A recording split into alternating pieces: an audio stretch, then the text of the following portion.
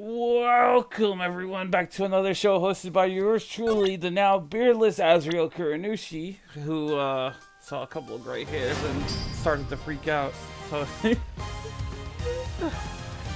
we're gonna be making out our lack of Ace Attorney investigations this week.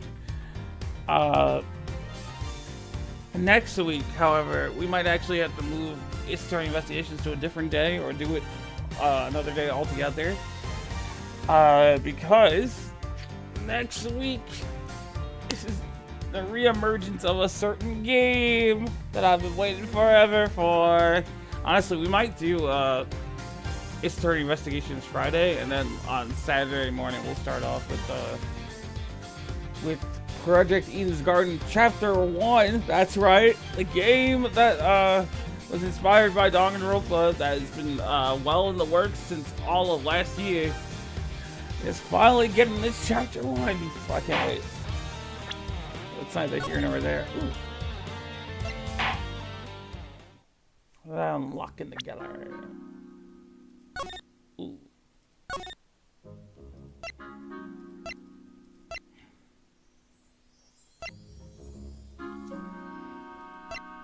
I don't know what the story mode is, but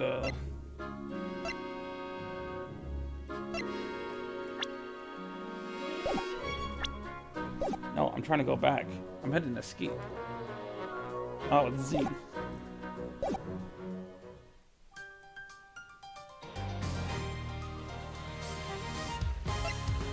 Alrighty.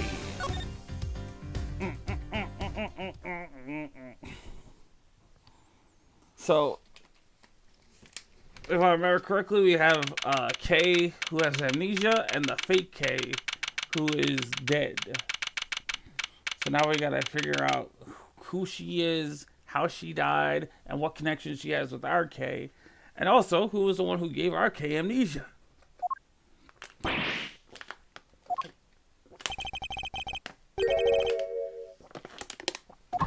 She's not here either. Where are you? Knockity knock knock. Special visitor. Fender. Whoa, talk about an unhappy face. Everything okay, big guy? You won't earn yourself too many admirers looking like that. What are you doing here? Has something happened? Has something happened, he asked. I'll say. It's been all over the news. A murder in the committee chamber? I call that a happening, alright. And what with your hearing being today, I thought... Well, I couldn't help wondering if you were involved. They're reporting it on the news already? Heck yeah, a dead lawyer, a young woman on the run, they're lapping it up. It's crazy stuff, but compelling too, I gotta admit. So, are you gonna give me the lowdown or what? Well, actually... Well, maybe warn a guy before blowing his mind next time. Things are even crazier than I thought. This isn't a joke, Fender. Kay's out there somewhere, all alone and without her memory. Not to mention being the suspect in a murder. That definitely doesn't make things any easier. But where the heck could she have gotten to? You sure she doesn't remember Zip? I thought she might have come here, but... No luck, huh? Can't say I'm surprised. Sounds like she's done you wrong. She thinks she's done you wrong.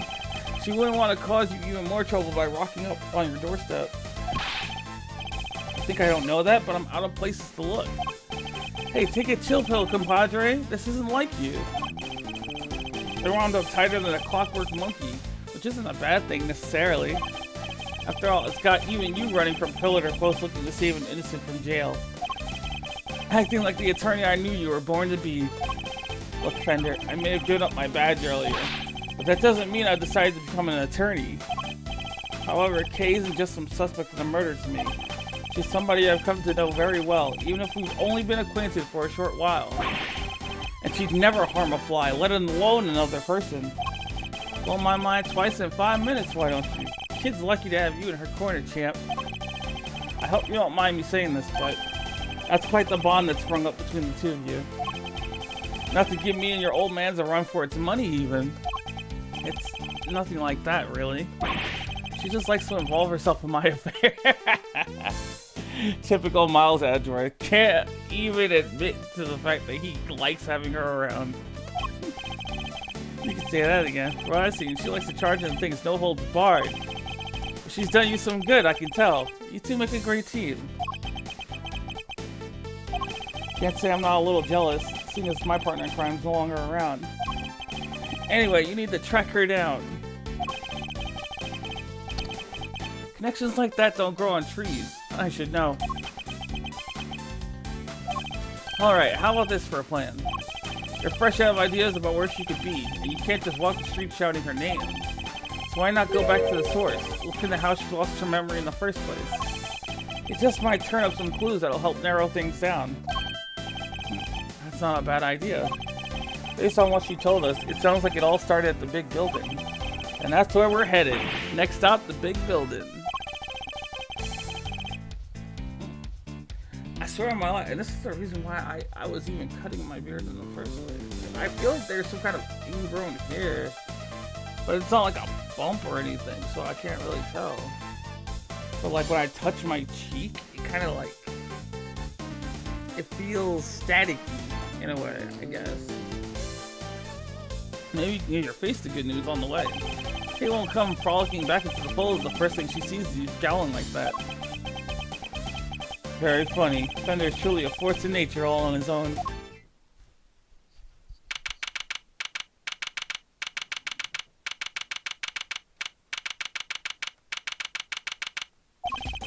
The sun sure set quickly.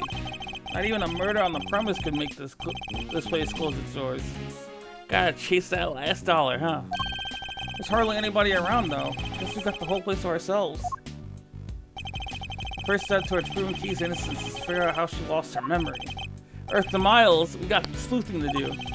This rooftop paradise is all ours, so let's focus up and do what we're good at for our Kay, alright?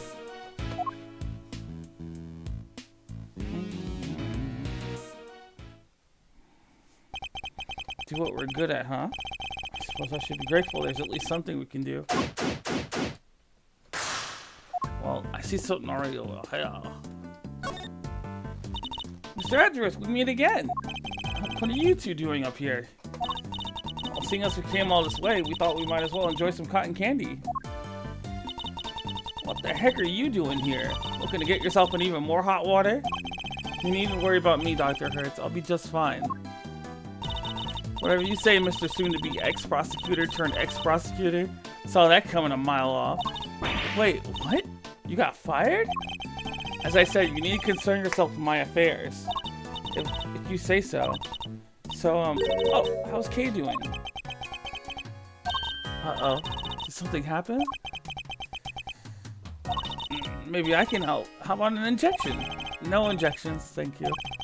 Fortunately, a jab a day does not keep the world's troubles at bay. Yeah, it did kind of get chilly, huh? Come on, let's head home. Alright then, Mr. Edgeworth. Catch you again soon.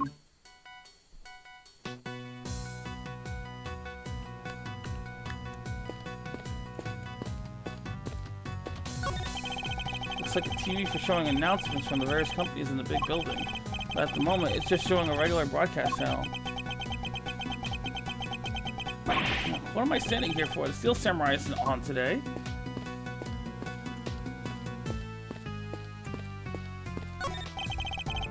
You can insert a coin and take a good look at the distant landscape for a few minutes.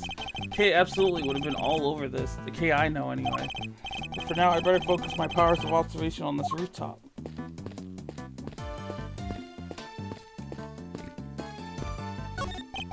It's a pretty sizable cherry tree. Its flowers are just on the cusp of full bloom. According to what Kay told us, she was standing beneath this tree until she was pushed and fell.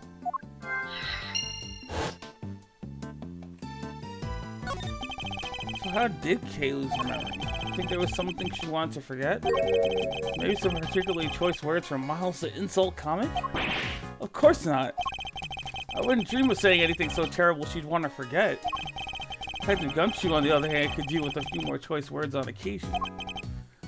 Poor guy. I don't envy him one bit.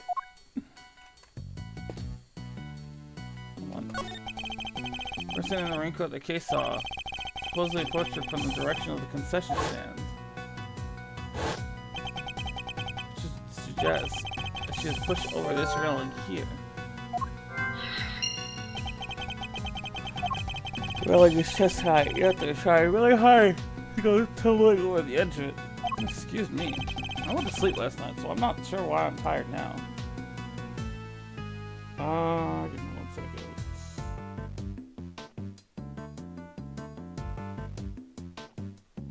Clear notifications.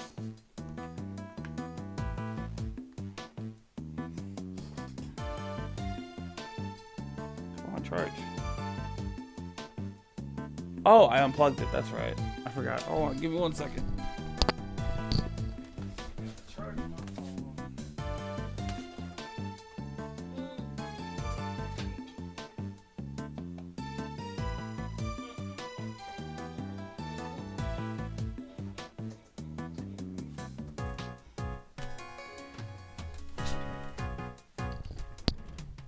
Yeah.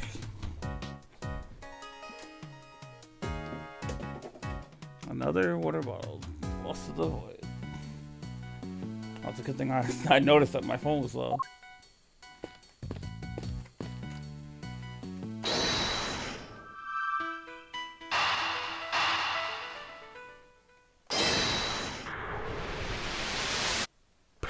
Oh, damn.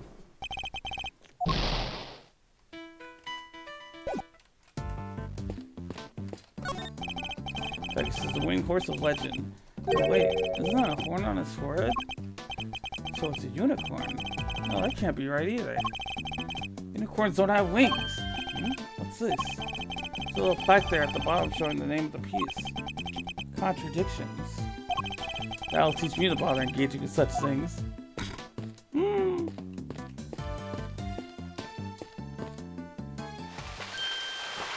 What the?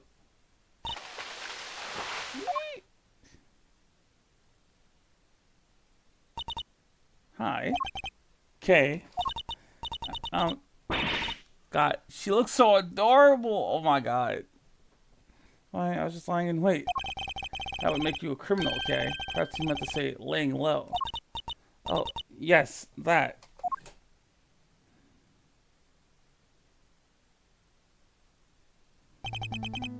Nevertheless, I doubt people will look kindly on a suspect haunting the site of her supposed crime.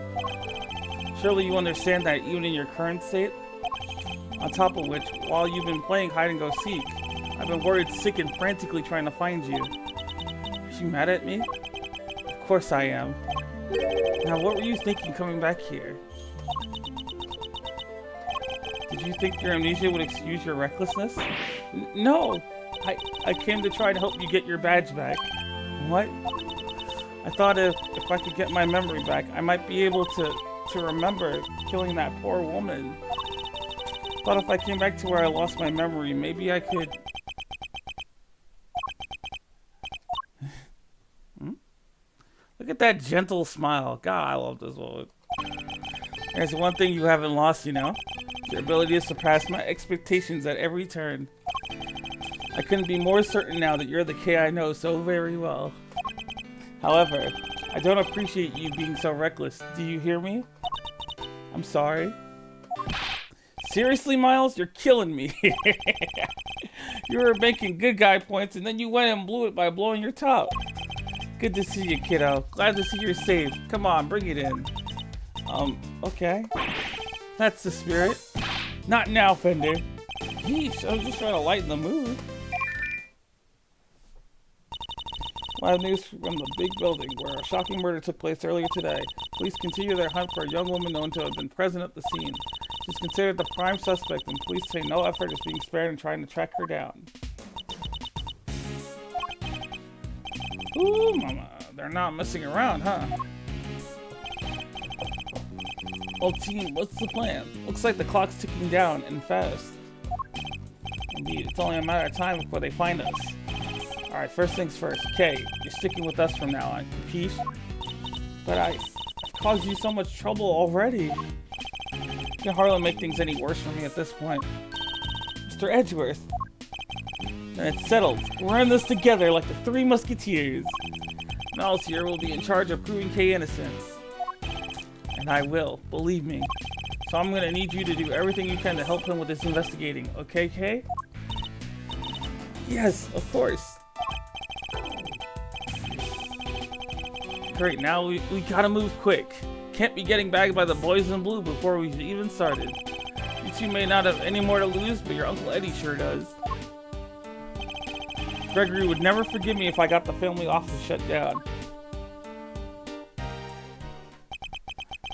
Thank you, Fender. I'm sure I owe you more than I'll ever really know.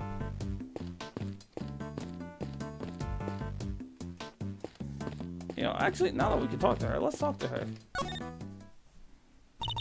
I hope I've been of help to you so far. I came back here because I thought it might jog my memory. How about we go over what you remember one more time? Okay. I was standing under the tree, sheltering from the rain.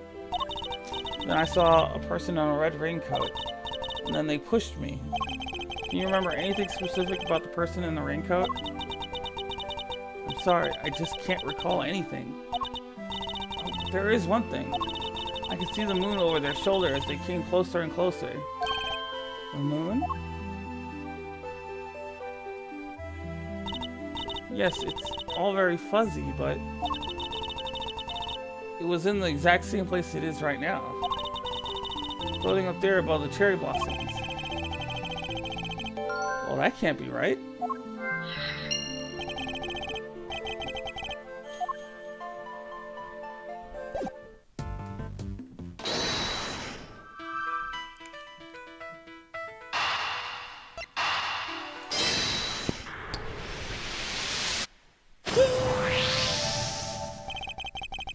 Thinking back over what Kay had said, the person in the raincoat approached her from the direction of the concession stand. Implies that she was pushed over the railing on the side opposite the stand. She also said that she could see the moon over this person's shoulder. But when we checked just now, the moon was in a different location than expected. Yet Kay claims it's currently in the same spot in the sky as on the night of the incident. This throws the positions of the moon and the person in the raincoat out of alignment with her story. Her memories may have become confused somehow. What's more, if she really had been pushed over that railing, she would have never survived the fall. Therefore, I must conclude that she may not have fallen where she thought she did.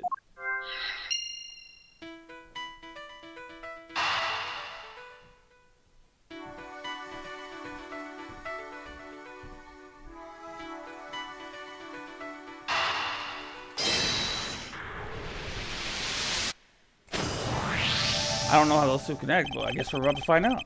You may have fallen, Kay, but it couldn't have been over that railing. Because if you had, you wouldn't be alive now to tell the tale.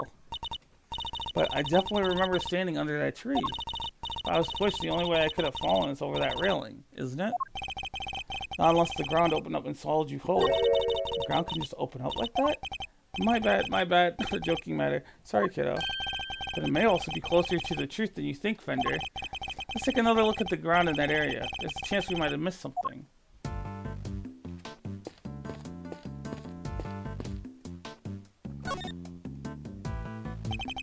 Kay couldn't have fallen over the railing, so where did she fall? There must be a clue around here somewhere. Scour the scene and inspect anything that catches my attention. What's this? Looks like a service hatch. Kay, do you think you might have fallen down here instead? Nah, you'd never be as clumsy as that. I'm sorry, I just can't say one way or the other. My bad, kiddo. Just another one of my silly musings. You don't have to take me so seriously, you know. I don't? Never? Well, maybe not never, if I told you to leap lyrically into my arms. Fender! Chill, Miles Arena, where's your sense of whimsy? So, never then. Let's talk about a deep cut.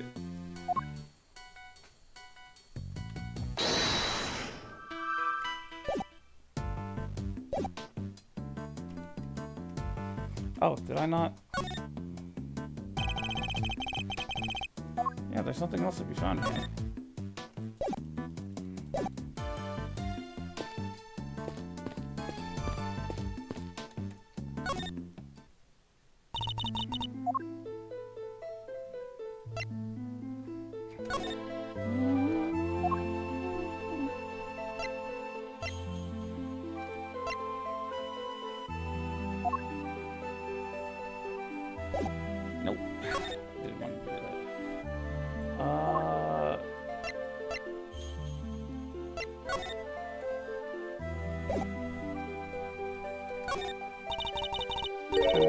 contract? In a way, it appears to be a criminal contract of sorts, I suppose you could say. Criminal. And I wrote this? The letter isn't handwritten, so it's hard to say who actually wrote it. I see.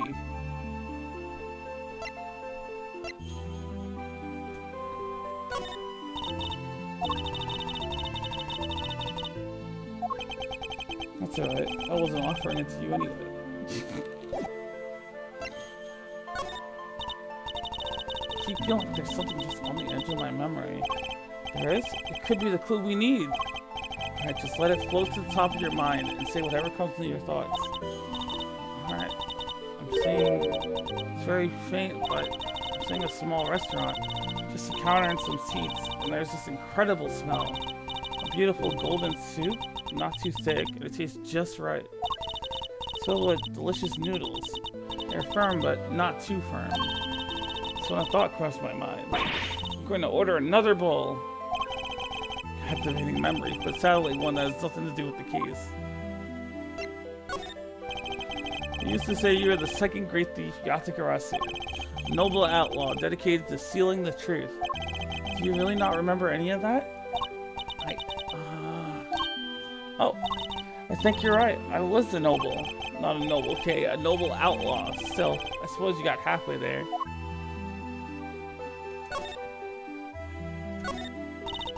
You like pins, huh, Mr. Edgeworth?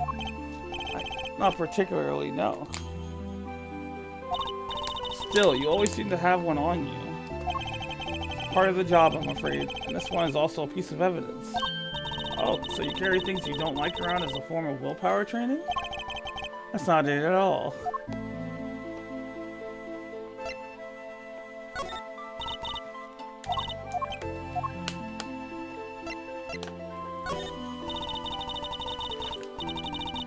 I'm pretty sure.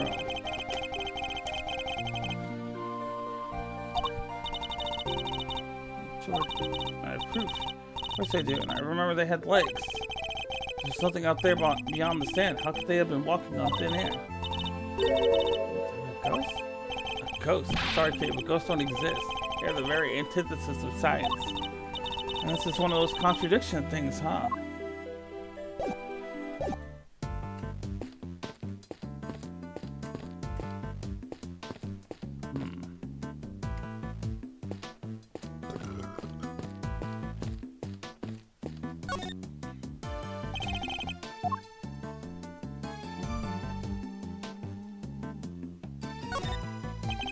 The ground here is covered with cherry blossoms. Even though the tree's not in full bloom yet, the strong wind up here is blowing the petals right off. It would have been nice if they thought to tidy up just a little, though.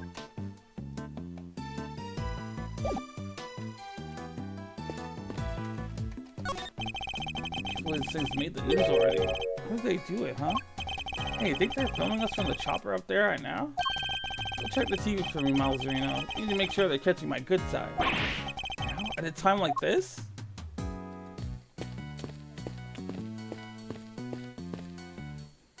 Well, beaking birds to a bird and the body of a lion. These statues are meant to guard the peace of this little rooftop haven. I have to say they're incredibly detailed, almost frighteningly so. Instead of feeling welcomed, I wonder how many people have been scared off by these instead.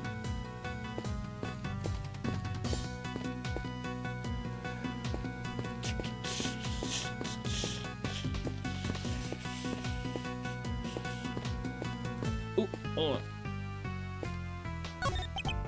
Hey, you. How about some delicious Parting Clouds cotton candy to brighten your day? Parting Clouds. It's named for the fact that we're so close to the clouds up here. The gimmick is we take a normal serving of cotton candy and we split it in half. Part it, if you will.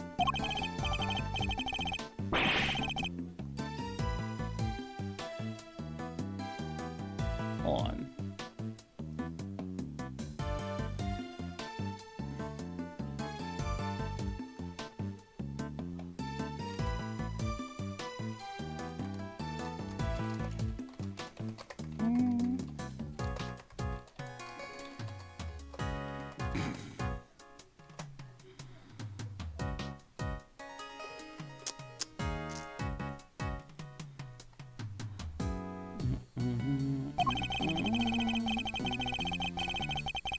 think your customers will be laughing if you keep sharing that information quite so freely.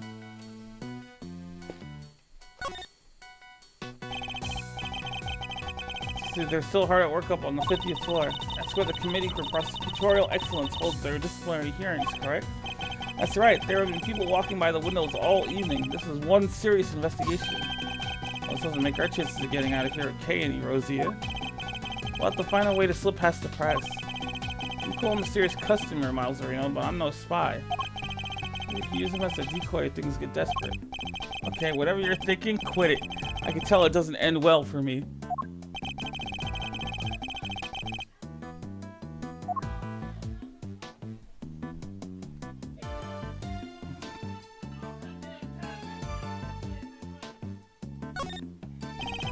Let's see, they're still hard at work up on the 50th floor.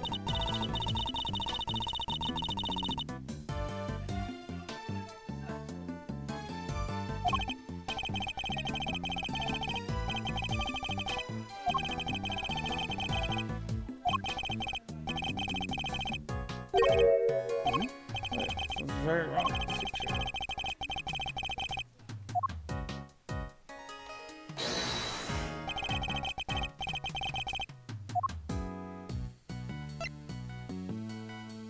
Is there something I'm supposed to be able to see? Hold on.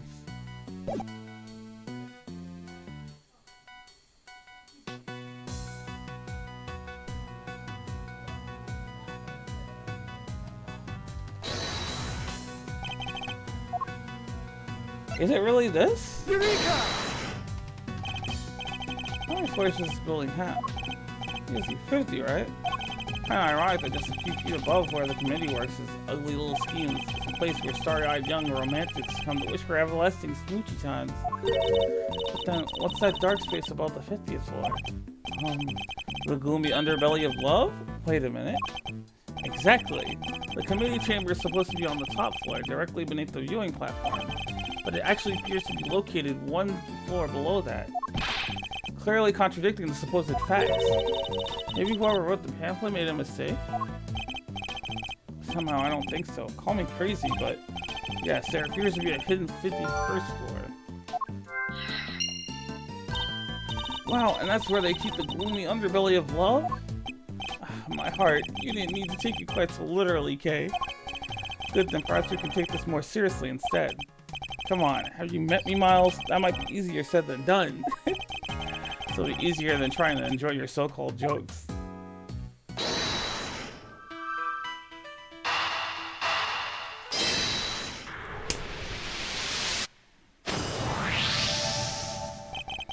How has no one noticed a floor between the 50th floor and the viewing platform until just now? You got me there. Kinda hard to hide a set of stairs going up to it, if you ask me. That's precisely it. Things like stairs that are normally out in the open going unnoticed by people seems a bit implausible. It will only mean the 51st floor is no ordinary floor and can't be reached by ordinary means.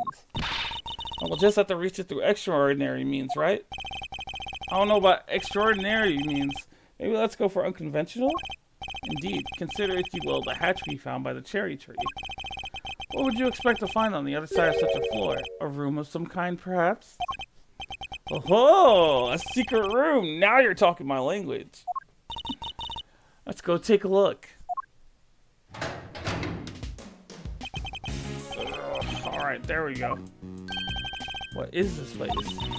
Look at all that stuff down there. Is it a storeroom? Whatever it is, I think we can safely say that this is where you fell. Go team, strike one mystery off the list.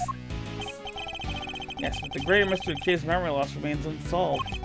They have a red rain-coated figure who can walk on air to account for, among other things. Hey, can't a guy bask in his success for a second? So we found a hidden storeroom. I vote we scooch on down and check it out. We pretty much exhausted everything up here. It can't hurt to take a look.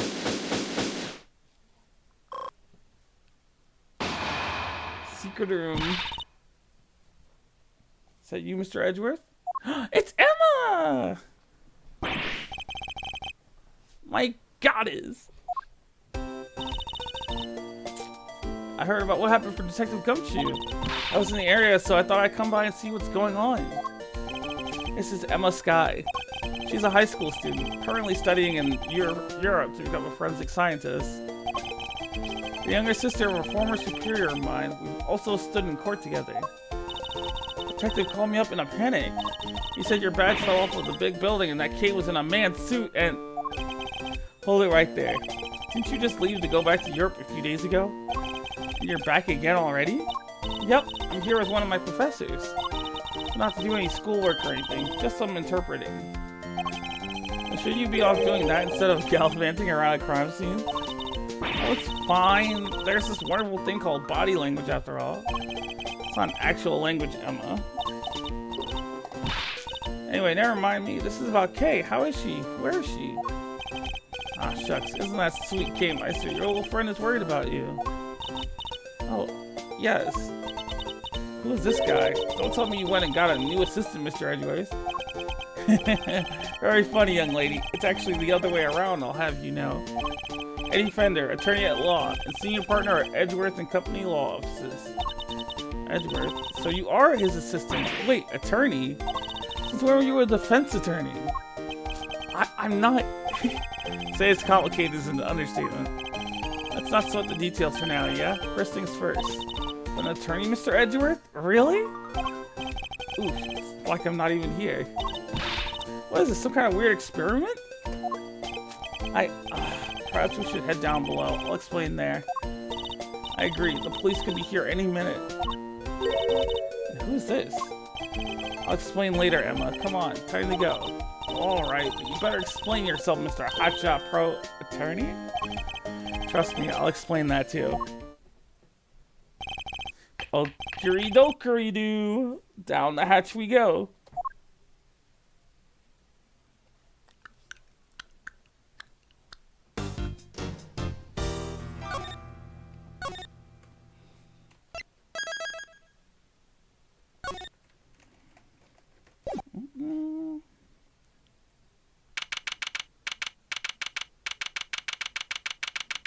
Nice Christmas lights. Christmas lights? It's dark as a grave down here. Can't see the nose in front of my roguishly handsome face. Watch your step, Emma. Ouch! I hit my head on something. Make your way down slowly, Kay. I don't want you to slip. Oh, yes, Mr. Edgeworth. There's gotta be a light switch here somewhere. Ah, bingo! This is... So the hidden 51st floor really is being used as a storeroom. We'll need to take a careful look over all these items. Well, I recognize a number of these items, actually.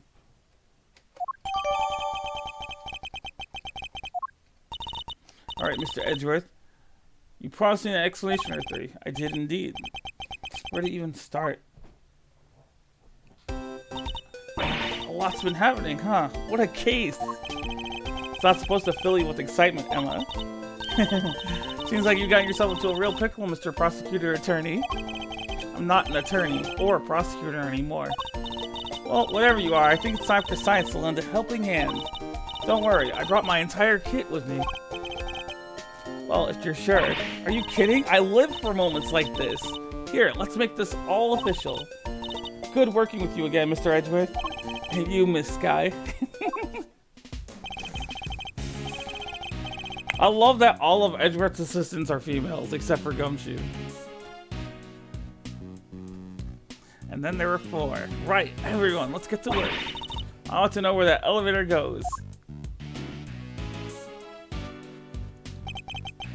Looks like it goes down. Something we'll certainly want to investigate further, but we should look around up here first.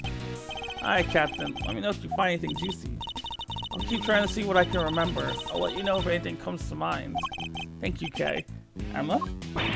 Ready, willing, and able to investigate, Mr. Edgeworth. Very well, then let's begin. Nah, y'all don't understand. I love Emma. Emma's like one of the best assistants.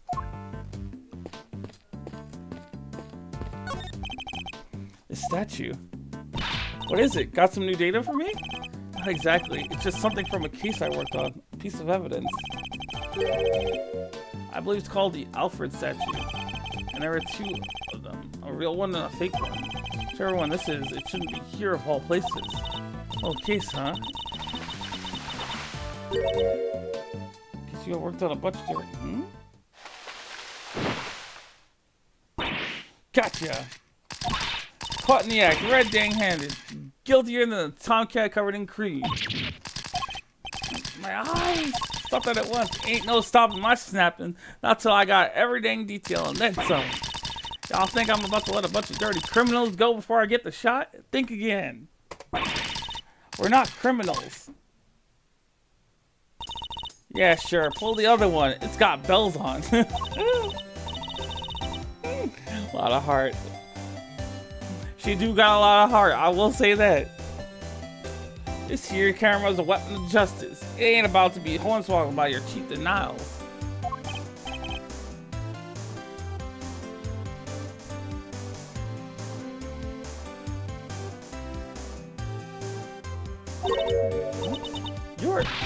You're that low-down dirty jerk of a prosecutor, ain't you? Who are you calling a low-down dirty jerk?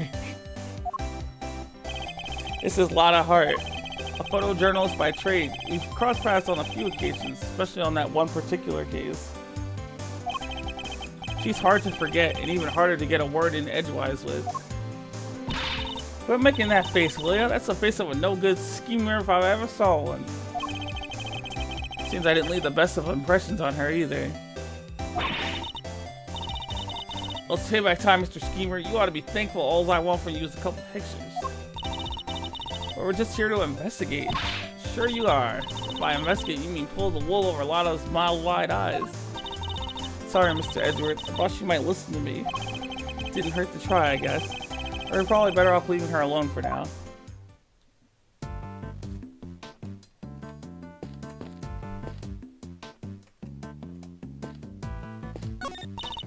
Said the statue was a piece of evidence from an old case of yours, right? It's pretty weird looking, I have to say. It's known as the Alfred statue. The what? The Alfred statue. But it says here that it's called the Alfred statue. Alfred. What are you muttering about? Oh, nothing. Let's carry on looking around, shall we?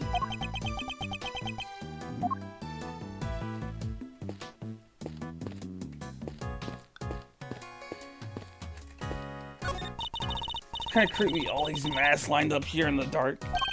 Not a fan of horror movies, I take it. No way! That stuff's so unscientific. I think you mispronounced terrifying. Must scour the scene and inspect anything that catches my attention, such as this missing hook.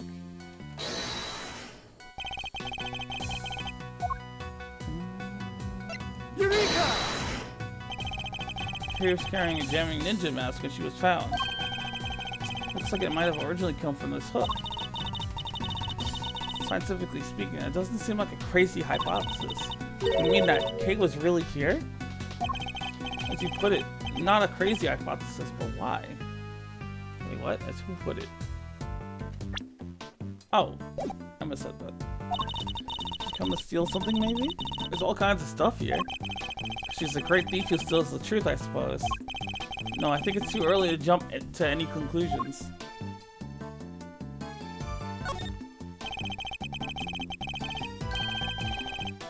Still Sarah. What an impressively authentic likeness it is, too. The scientist in me is sensing something strange, though. A lack of consistency, you know? It sounds that the characters represented here feel a little haphazard somehow. I don't disagree. There's even an empty space here.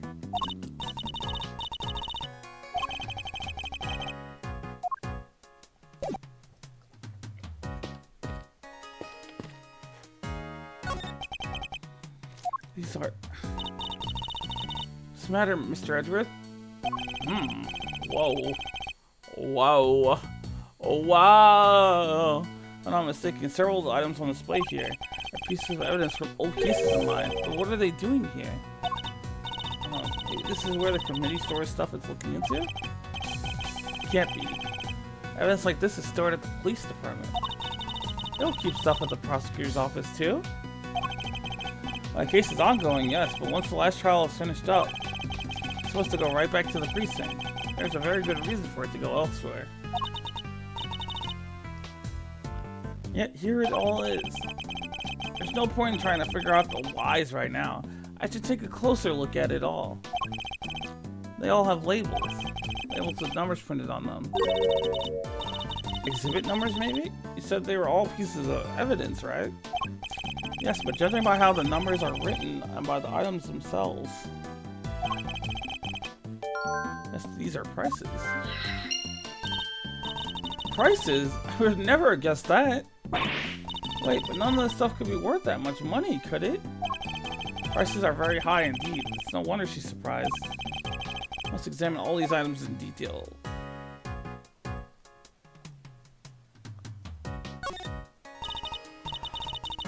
I thought this is the only spot with nothing on it. Ugh, my hands. It feels like it's cramping up.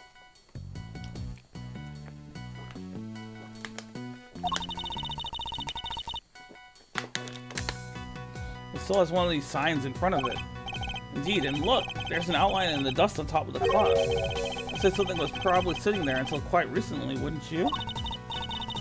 You know what? I think you might be right, but drawing out blank trying to imagine what. Well, I might have an idea. A star-shaped outline? Don't we have a piece of evidence that might be well connected? I actually believe we do. Eureka! The outline in the dust matches the bottom of the candelabra exactly. I say there's a very strong chance that this is where our murderer took it from. Hello, I'm just streaming before I gotta go into work today. By the way, I don't know if you saw it in Discord, Chris, but... excuse me, god damn. Ugh. But, this upcoming Friday, there's going to be, the release of Chapter 1 of Project Eden's Garden, which, you weren't around for, but it's basically a game that has been inspired by Danganronpa. You know, 16 students enter a school, then they get trapped into a killing game, and then they have to play a whodunit. And if they get it wrong, they all get executed. Which you mean the candelabra was evidence from another case? It certainly seems likely, but that's not our concern right now. The key thing to know is that the murder weapon was taken from the storeroom.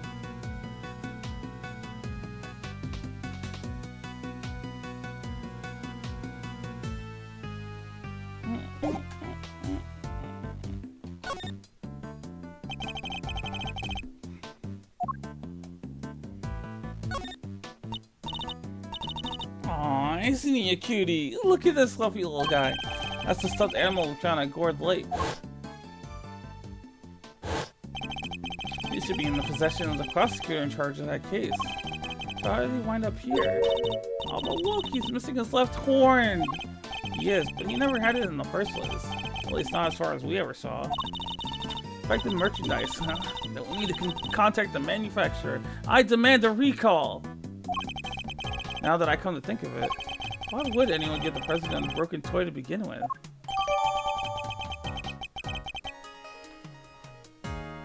Genshin releases Tuesday night. Dreamlight Valley's newest DLC drops Wednesday, but I won't be able to play it till Thursday.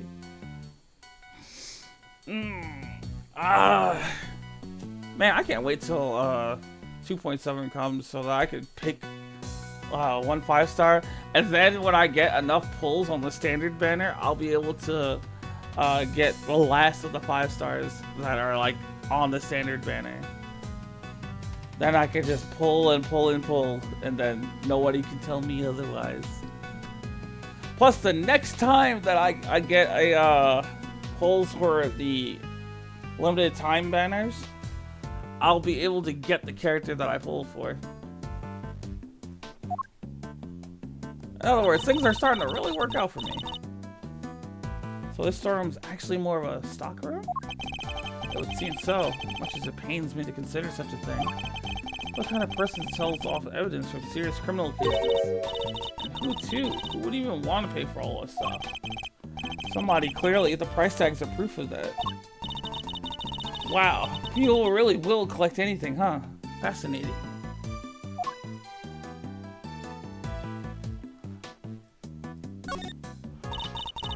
cute little doll. It kind of looks like the Steel Samurai. It's actually the Iron Infant, son of the Steel Samurai and the Pink Princess. He was born burdened with the knowledge that he too would one day be called upon to fight for justice. I can't imagine the pressure that must have put him under, more than most people could bear. Yes, he's young, but you can sense it nonetheless, a certain tragic refinement. Worth, Mr. Edgeworth, are you even listening to me? Hmm? Oh, of course. Follow ink in a lantern. Both pieces of evidence from a previous case of mine. But why? What's all this stuff that's related to you doing here? It's not as if any of it was in my possession for any length of time. The duration of the case is no longer. Perhaps this is all nothing but a coincidence. Seriously? A coincidence? Never thought I'd hear those words coming out of your mouth. You must always face up to the facts of a situation, however strange they may be. Isn't that what scientists believe too? Oh ho ho! You want to talk about what scientists believe? Settle in. This may take a while. Mentioned already on Discord, but I'm going to look and see which idol would be most useful of the 3 standards I still use. Because I do have all the standard characters, so it took me forever to get Yang Qing. Yang Qing, I think, was the second 5-star I got. Not including the limited time ones around that time, because I had Bronya and Sela. But then again, I don't think that those were any of the first ones. Small bottle, one I've seen before. Oh, that's all? Nothing else to add? Well, no. What more did you want me to say? Hold up, I gotta write this down. Mr. Edgeworth can turn even the most boring topics into something picturesque with his explanations. Next time, try taking those kinds of notes in silence.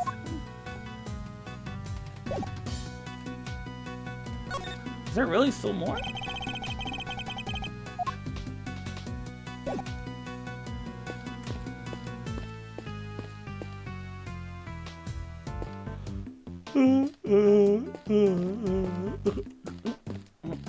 Oh look, a pile of money. Piles of banknotes just left out for all to see. A little tasteless, wouldn't you say? Oh, these are all $100 bills. That's a fortune right there. How many years would it take for you to make that much money, Mr. Edgeworth? Please, Emma, I don't even want to think about it.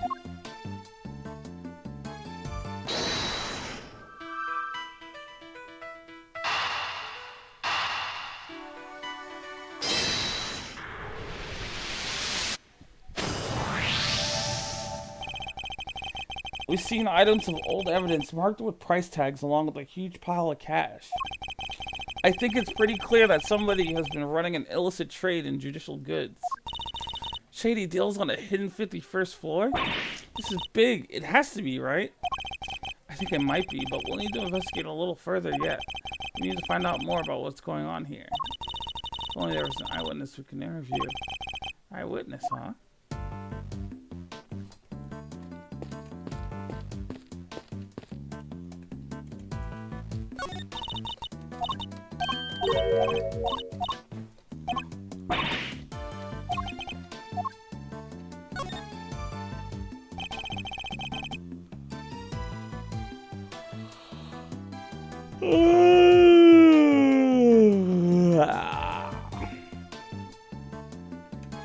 Why exactly are you here, Miss Hart? Me? I told you, I'm in it for the truth, for the good of society, for a little old me, of course. I'm a photographer for the people. For the people? If you won't tell me the real reason you're here, perhaps I can hazard a guess. Somebody was carrying out an illicit police evidence trafficking scheme here in the storeroom. Oh, so she's after a juicy story. Makes sense. Well, how'd y'all figure that out? Guess it means I don't have to tippy-toe around it anymore, huh? Ooh.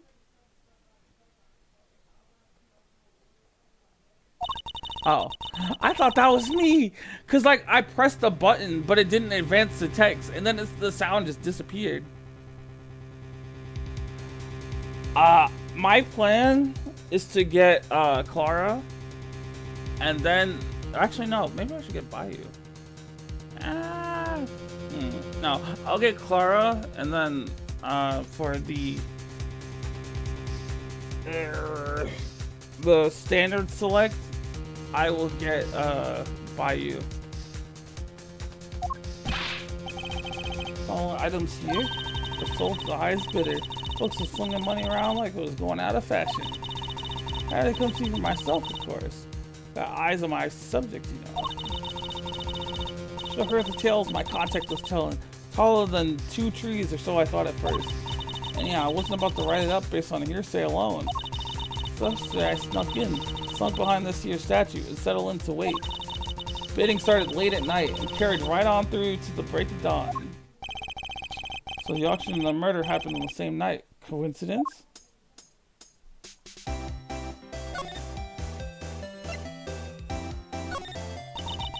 No offense at all, but if you're trying to reel me in here, y'all better have some tasty beer on that hook. By which I mean scoops and plenty of them.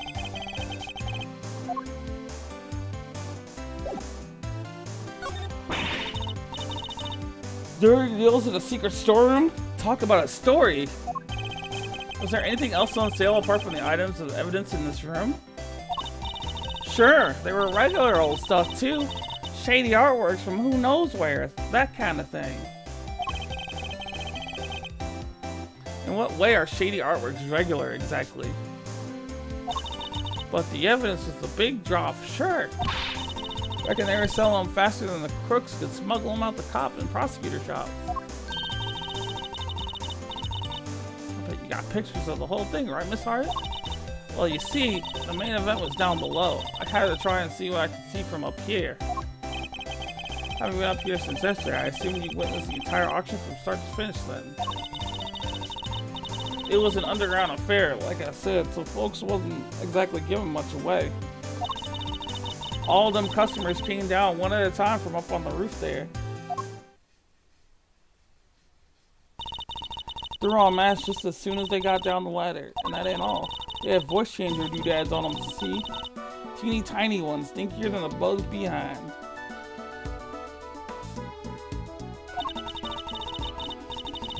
So you couldn't see their real faces and you couldn't hear their real voices.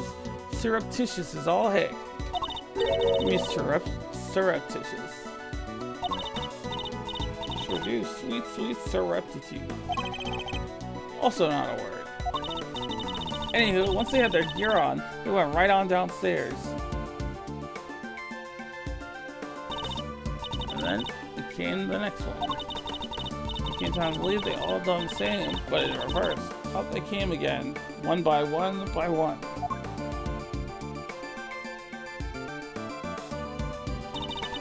Mask back on the hook. Up the ladder and away.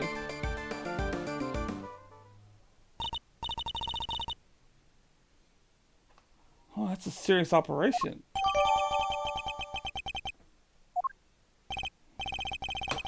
How many participants were there?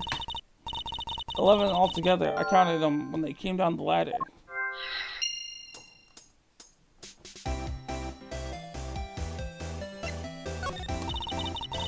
I didn't just hide behind a stupid statue the whole time, you know.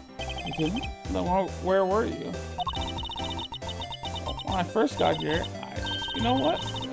That ain't important right now. So you were hiding behind the statue from the very beginning. Anywho, I watched all them folks come in from my spying spot there in the shadows. See, so you were watching from behind the statue. They used that there elevator to get down below. And once they were all down there, I snuck up and took me a peek at what was going on. I mean, the elevator remained in the room beneath? Nah, they sent it back up, but there's a little peeky hole if you know where to look. Elevator don't quite sit flush with the floor, see? You bend down and squint just right, you can see the whole shebang. Did you catch sight of who was in charge? Alright, sure, I guess I did. Ain't half so good a story if you don't get the glimpse of the evil ringleader after all. Hey, who you calling an evil ringleader? Oh wait, you must be talking about the guy running the auction. I wonder who this ringleader is. I'll have to ask her some more.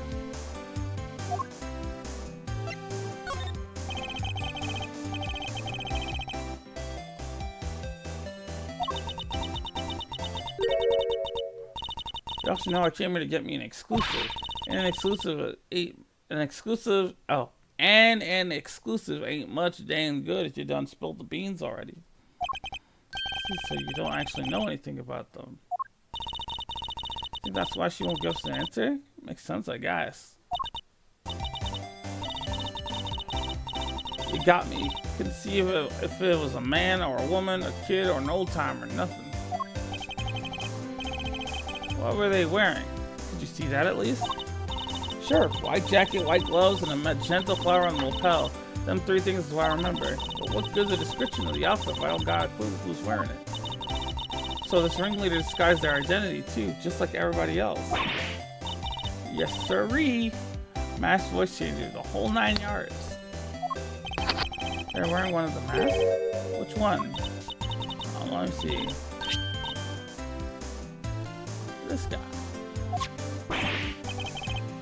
Servan? What kind of name is that? Seriously, Mr. Edgeworth? You've never heard of Servan? It's global hero Onion Capone's arch nemesis. Who hasn't heard of Servan the Time Lord?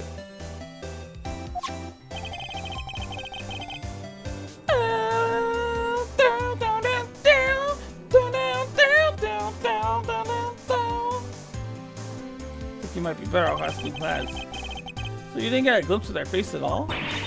No, I dang well didn't. Which kind of scotches my scoop. So it must have been nothing but a simple punt. I should have never come.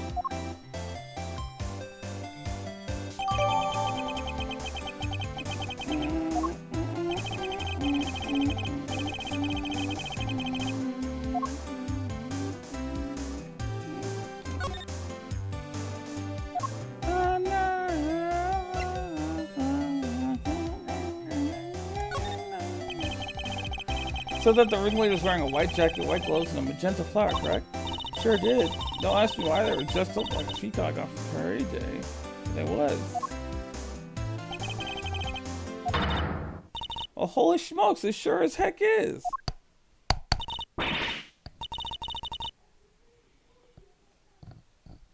Well, wait, so the big cheese is dead?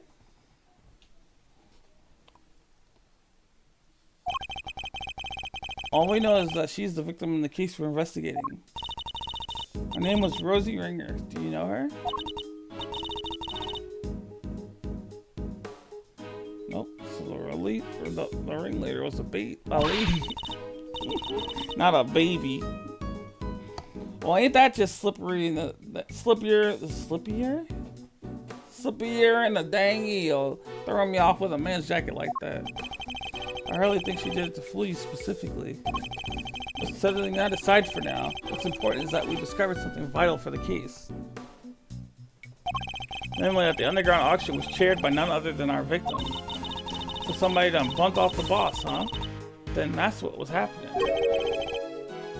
When what was happening? Nothing at all. Y'all just going about that our investigation. No offense, Miss Hart, but that made you sound about 5 times more suspicious. Suspicious is my foot. I told y'all it's nothing. You don't get nothing more out of me than that. Wait, so there is more?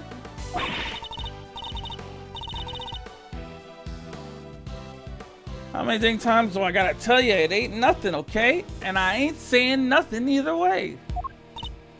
Aw, you can tell it's just a little more. Pretty please? Tell you this, okay? I'm a journalist, a news hound. It's a coupon ticket here. Exclusive artworks go out. Money comes in. That's how the game is played.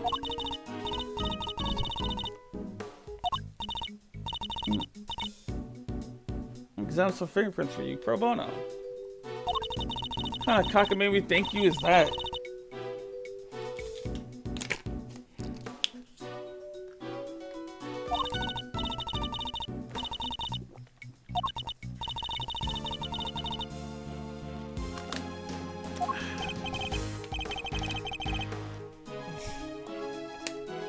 Here, I'll be right back. We're about to go into a logic dive, so I want to be at least awake and not with a bladder full of liquid.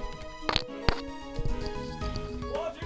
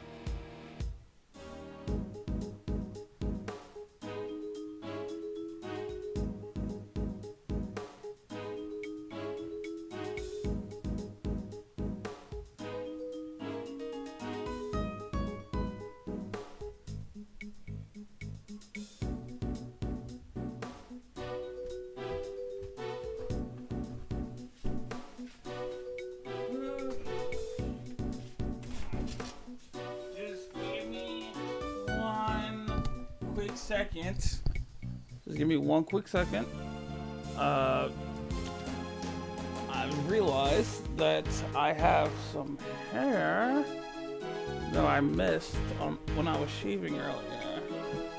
And I can't seem to find my razor, which is weird. So I just had it literally when I started the stream. What the hell did I do with it? Oh, there it is. Right, give me 1 second.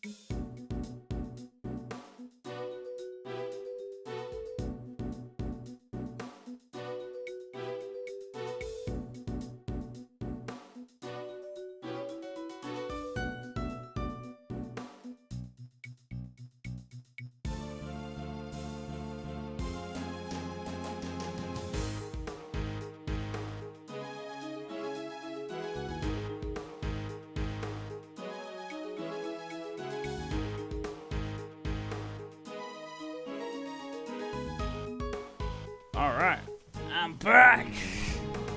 Alright, time for our little logic dive. There's a certain technique I find useful when dealing with difficult customers such as her. She may not give up the information voluntarily, but that doesn't mean she can't be persuaded to. Uh-oh, time for prosecutor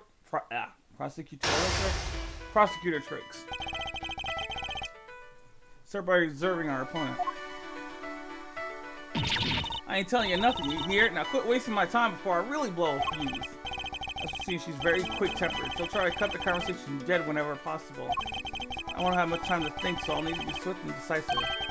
Char is definitely hiding something from me. So my first move is to discover what that something is.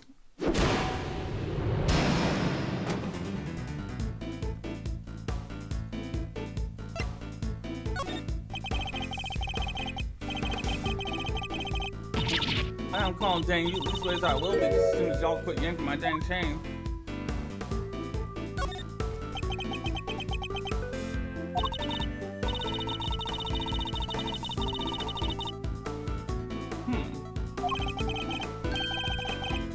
That's quite interesting. I met one a few days ago. She was very hungry, a very hungry young reporter indeed. Her with a very particular turn of phrase similar to your own, in fact. Oh yeah, she's looking like me, huh? Guess that could have been someone I know. Her name is Tabby Lloyd. If I had closed my eyes, I could have believed I was listening to you. She told me about somebody she called the Chief. She was talking about you, wasn't she? So y'all met Tabby, huh? Well, ain't that something? Where'd y'all bump into her? She's a great kid, I reckon. Wait, oh no you don't. You ain't getting on my good side bringing her into this, you sneaky snake. You nearly had me too. And talking about Miss Lloyd seemed to make her lower her guard a little. We use that to our advantage. You can tell me everything you know, and don't you dare leave anything out. Go jump in the creek, you big bully. Why should I tell you anything? You don't get nothing to do. You don't got nothing to do with me, nor me with you neither.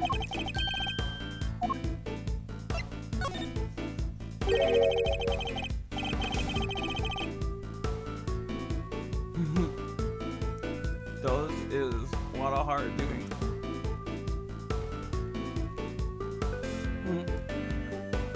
Well, she appeared during our case. After all, I know your apprentice. I know her pretty well, in fact.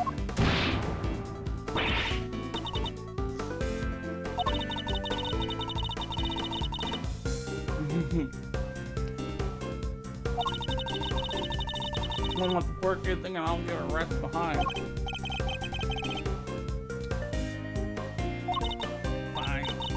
just like this. Got me a scoop. Wait, what am I thinking? Dang, a lot of you can't let them bamboozle you that easy. What was that about a scoop? Forget it. There's nothing.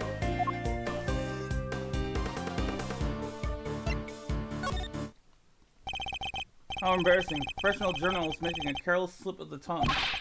You have a scoop, don't you? Now tell me what it is.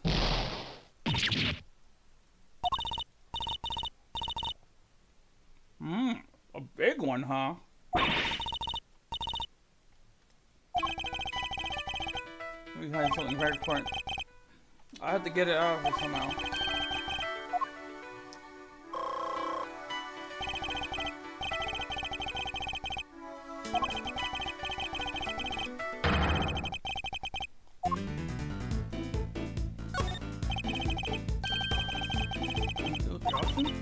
You know what? I clean forget. You tried to infiltrate an underground auction. It only stands to reason that you observed something. Otherwise, what would you have to write about? I don't know what to say. I didn't hear nothing.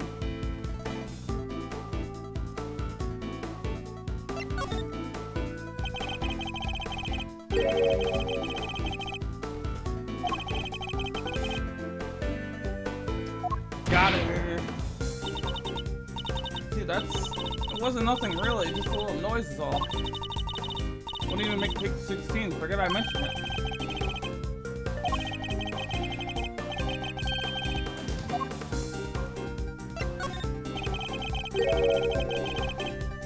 Your big scoop involves something criminal in nature, doesn't it? Might be you did, might be you didn't. Which is it? This is important. Don't hurt me all the time. I ain't done this shit cool enough to just snuck in and did some undercover reporting.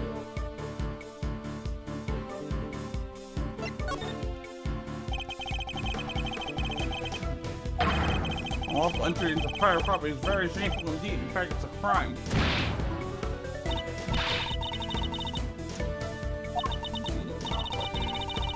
The prosecutor, huh? Let's not mention the fact that I hated in my bad, shall we? Worse. Murder for one, next to murder, trespassing, hardly nothing.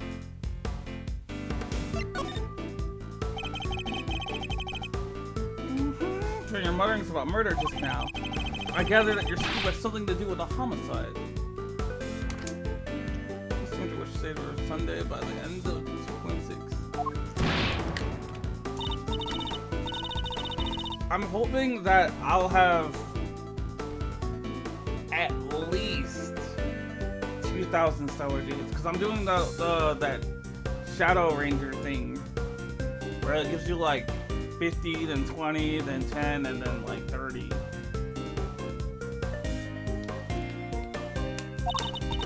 Theoretically, it's supposed to be like every 4 hours. No, about murder being the big one and all. Ain't nothing worse than murder. Not the most skillful evasion I've heard in my career.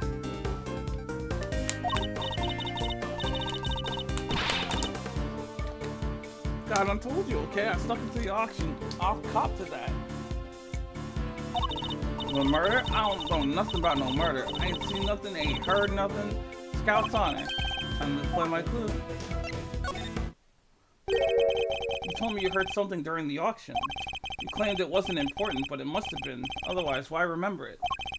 I think it was something very memorable indeed. In fact, I believe it was the cry of a murder victim.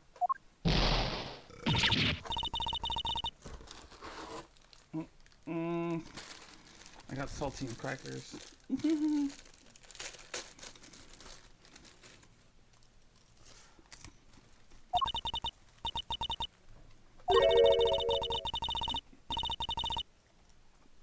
Uh-oh.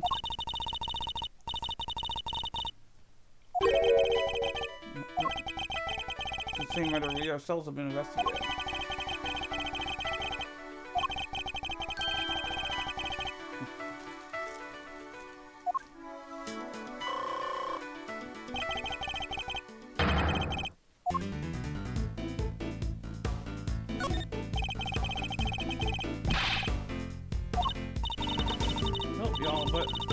Recall a whole bunch. Too much I can tell you. Sorry. I mean, look at me. Can't even get my facts straight half the time.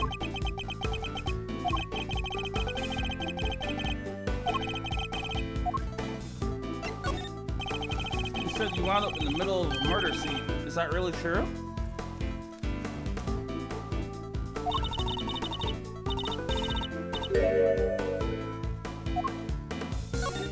He's like, go ahead, stay mad. It's crazy.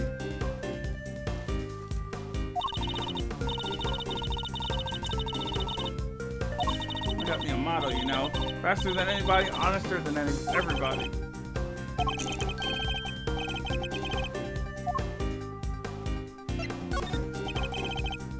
I know there's something you're not telling me. Oh, dang it. I done spilled my guts already. I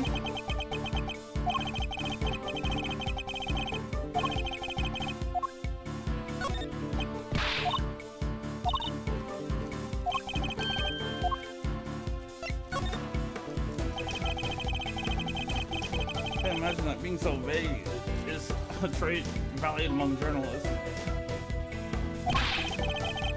Surely accuracy and honesty are what's necessary when reporting on a story.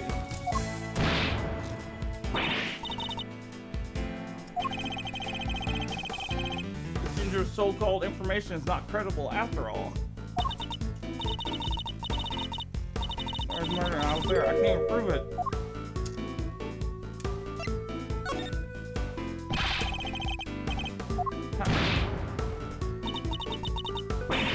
Wait, you heard that? Talking to myself. Don't think nothing of it.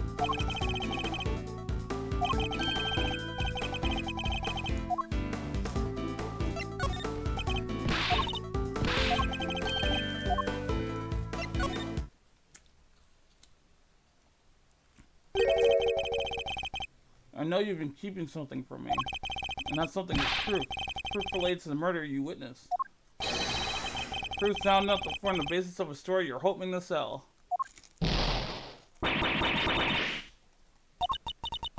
Dang it all the heck. Give me a break, will ya? I'll come clean, okay? That's what you want, right? Here, I done snapped me a photo. And that's checkmate.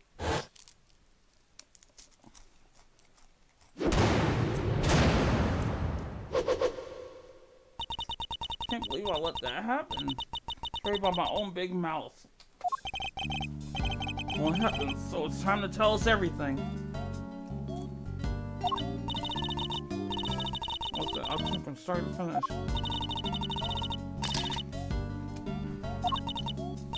About that. Like I said, I was spying on the whole thing right from the get-go. There was all shouting out bids and somebody wins something and bam, down comes the hammer. Head on upstairs and pay, shouts some old ringleader, and then the whole thing starts over again.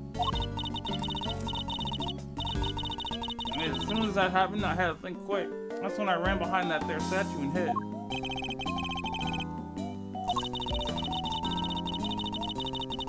My first one bit.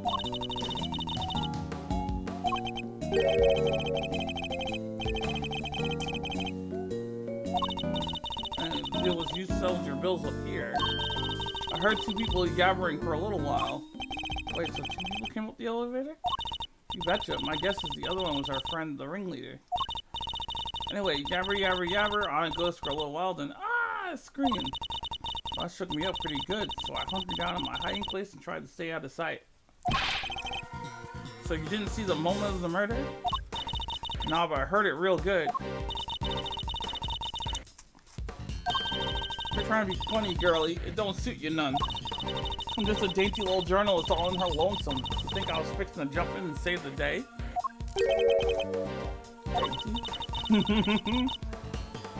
Anyway, then there was a bunch of rustling sounds. Sorry about that one. When that was happening, I got to feeling pretty bad about what I'd done. I remember to get out my camera and snap even a single picture.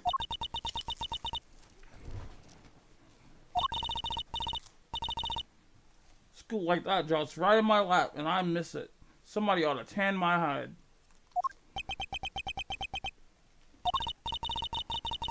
Anyhow, then a little more time goes by and there's this kind of clattering noise.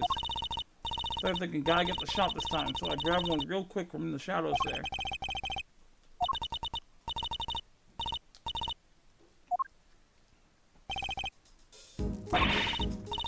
Chris in the red raincoat, the one who attacked Kay.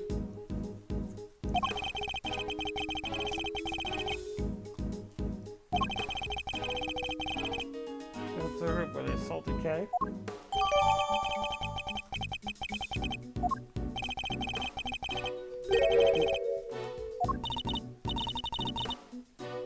I wondered the same thing. There are two people, but there's only one in the shot I got. I didn't see nobody nowhere else in the room, neither. It's killer, alright. At least wait, I'm pretty sure it is.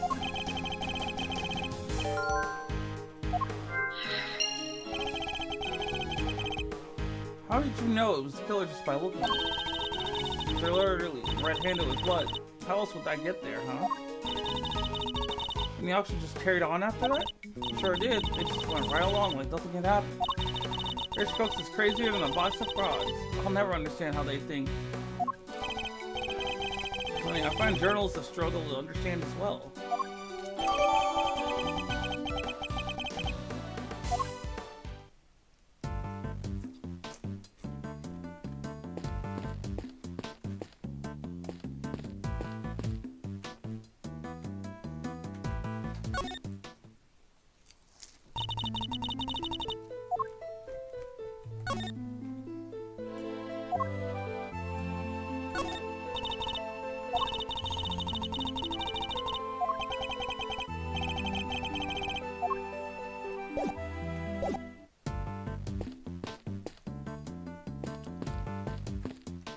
Alright, Brenda, how is this coming along?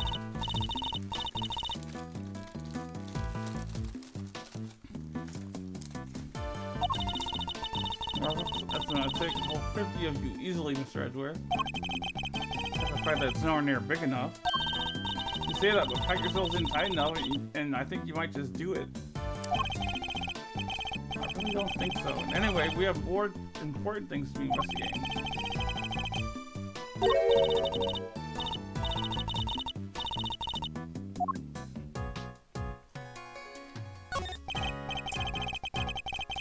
Oh boy, this whole experience is enough to boggle a guy's mind.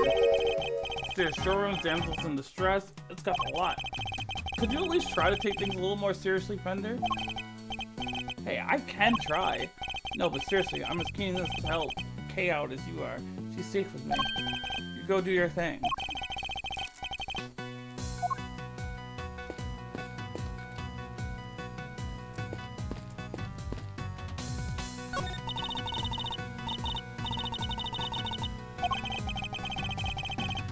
Deliberately. Rather like it's on play, to be honest.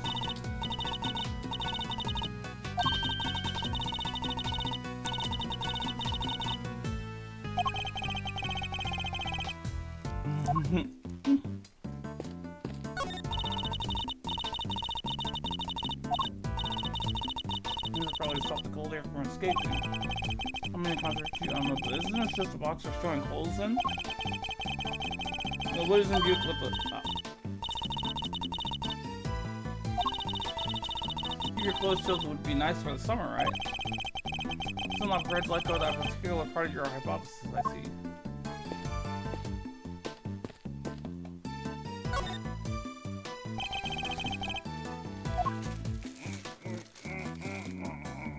Nothing story related anyway.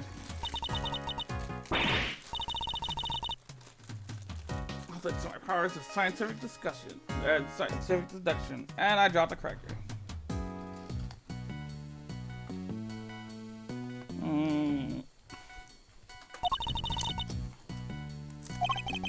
Not this sound. I've never seen it before in my life.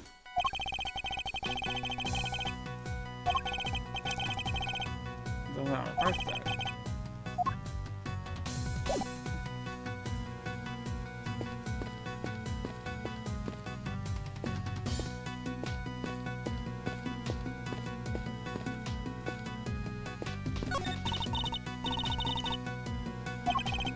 It's the head of the great Mrs. Monkey.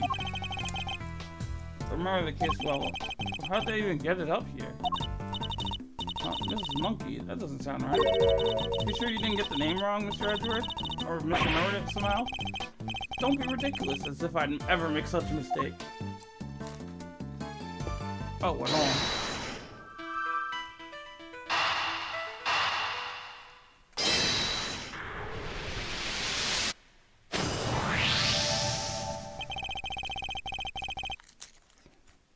If the storm was the actual scene of the crime, then you'd expect the body to have been up here at some point as well.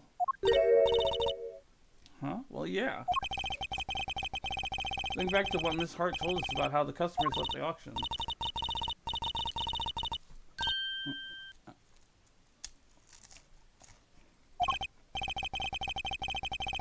Right, in order to avoid its discovery.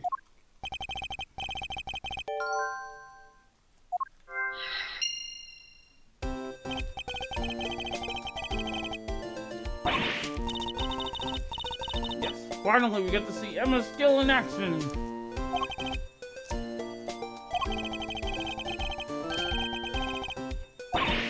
Sure thing, prepare to witness the power of science!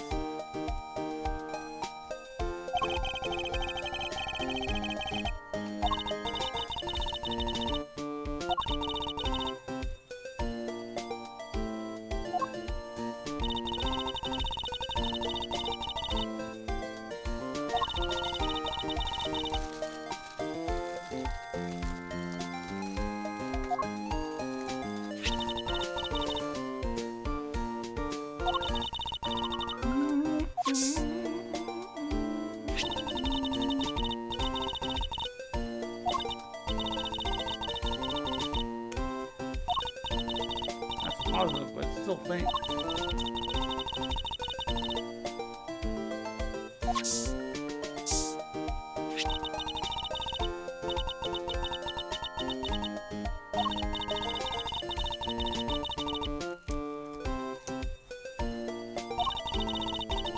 There's still more to be found, so why don't you give it a try?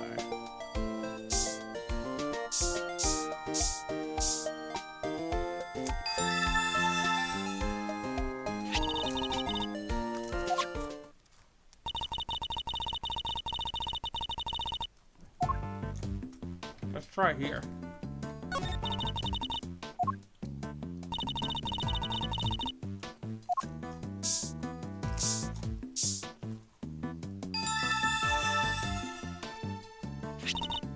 There's wood! But how could it have gotten there?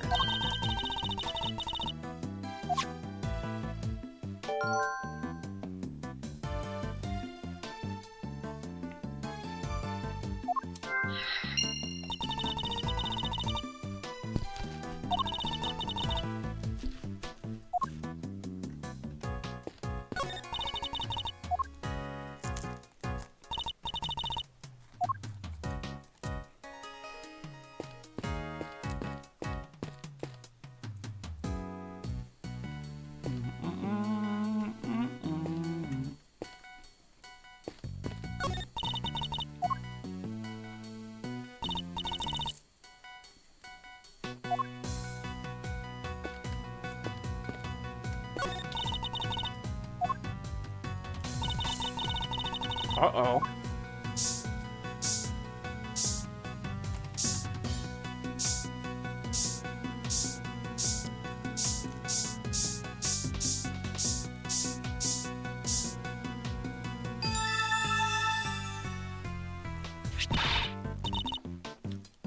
We got a positive. There's blood here.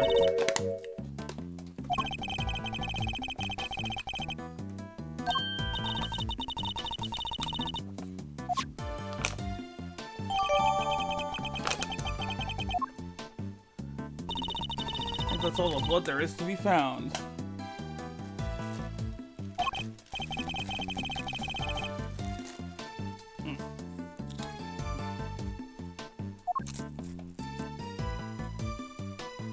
Oh.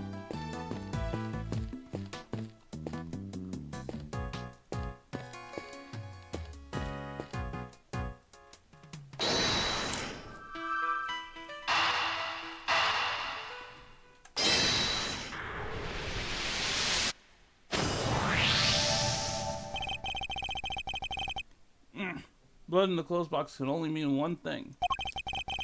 And this is where the body was hidden. I'm certain of it.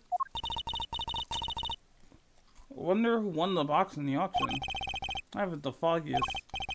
Still, it's a very helpful discovery. Now you just hold your horses there. There's no way the body could have been in there. What do you mean?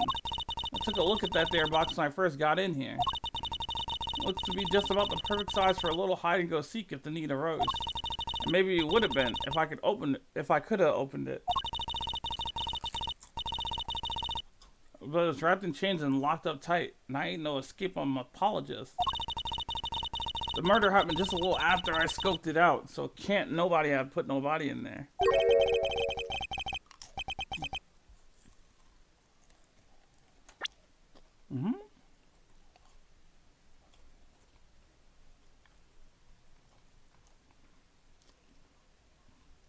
If the murder happened after you scoped it out, couldn't they just have put it after that?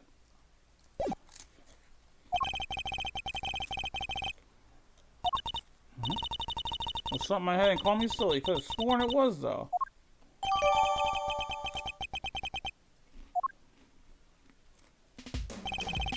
I think we've examined all we can now. Great, time to see what's waiting down below. Taking a leg already, are we, Miles? Okie dokie. Hey, K-Meister. Yes, Mr. Fender? I'm ready to move out, so I want you to stick with me, okay? Can't have you getting lost. Of course, I'll be sure to stay close. When did those two start getting along so well?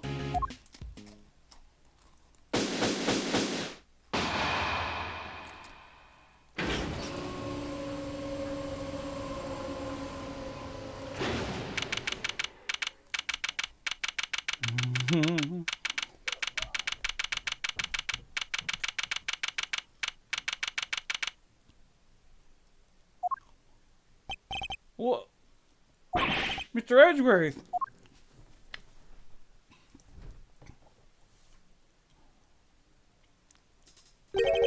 This room. This is the auction room. No, this is the committee chamber. Way to drop right into my lap cake, Faraday. You got real guts, I'll give you that. Arrest her, men. Arrest her right now. Wait, but she's... As for the rest of the riffraff, throw them out into the streets where they belong. Hey, Az. How's it going? Hey, Libby. It's going good. Just doing a little bit of streaming before I leave for work.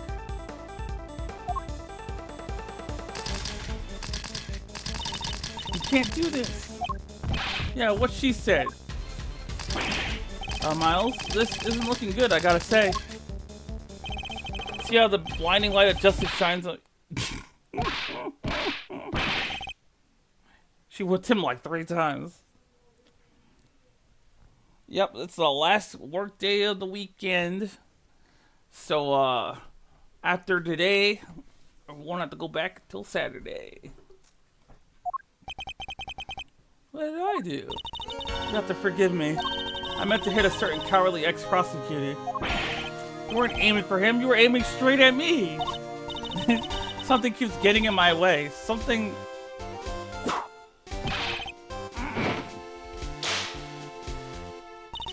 Right there.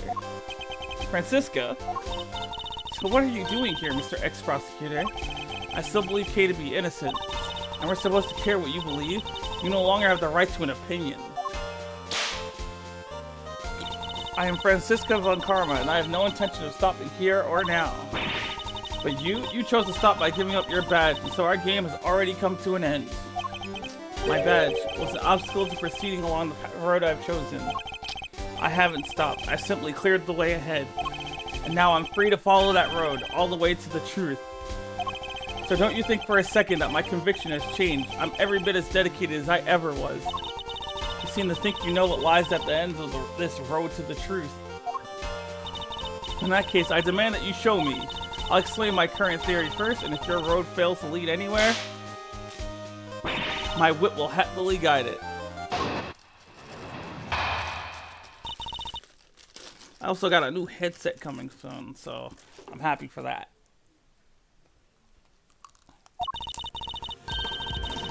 Tricky Kurt entered the chamber with her killer. She was then stabbed with the candelabra by the culprit, and then subsequently died as a result. We know the identity of the murderer thanks to the letters she exchanged with the victim. And we know the location of the murder is here in the committee's trial chamber. One on the floor of this room proves my theory. Game, set, and match, Miles Edgeworth. QED. She seems pretty confident, huh? She doesn't lack the courage of her convictions, that's for certain. I gotta say, I can dig that vibe. I could even give her a no hard feeling. Pathetic. Well, Miles Edgeworth, do you think you can bring my case crashing down around my ears? If you really have found the road to the truth, perhaps you'd be so kind as to point me toward it.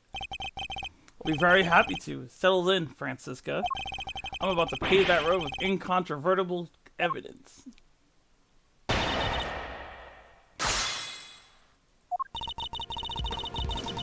So I think I know what the answer is already, but I'm not entirely sure if this is the right way to go about it.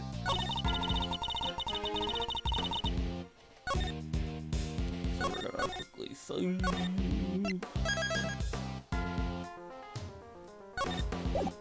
Francisca is hot. Actually, now that I'm thinking about it. Oh yeah, she's 19.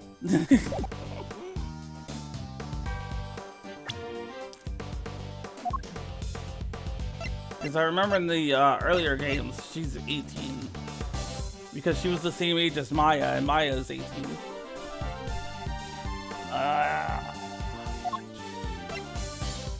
Objection! Okay, so that wasn't the answer I was looking for.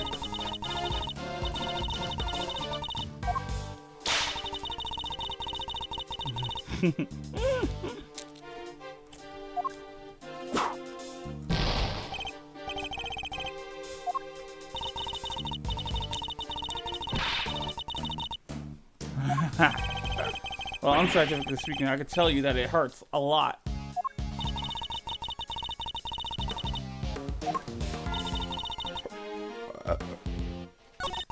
Alright, so we're gonna press these statements then.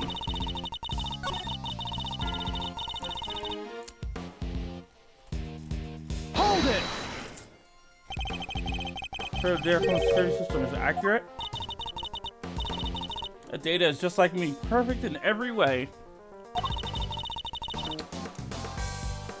There was one fan art, or not really fan art per se, but it was like a fan animation where it was Von Karma's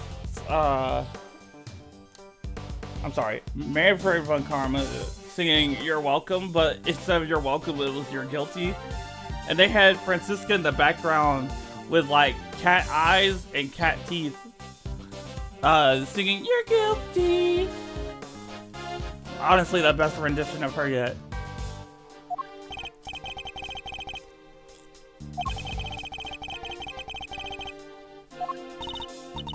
As I said, the victim entered the room with her killer. She was then stabbed with the candelabrum by the culprit. Subsequently died as a result. We know the identity of the murderer thanks to the letter she exchanged with the victim.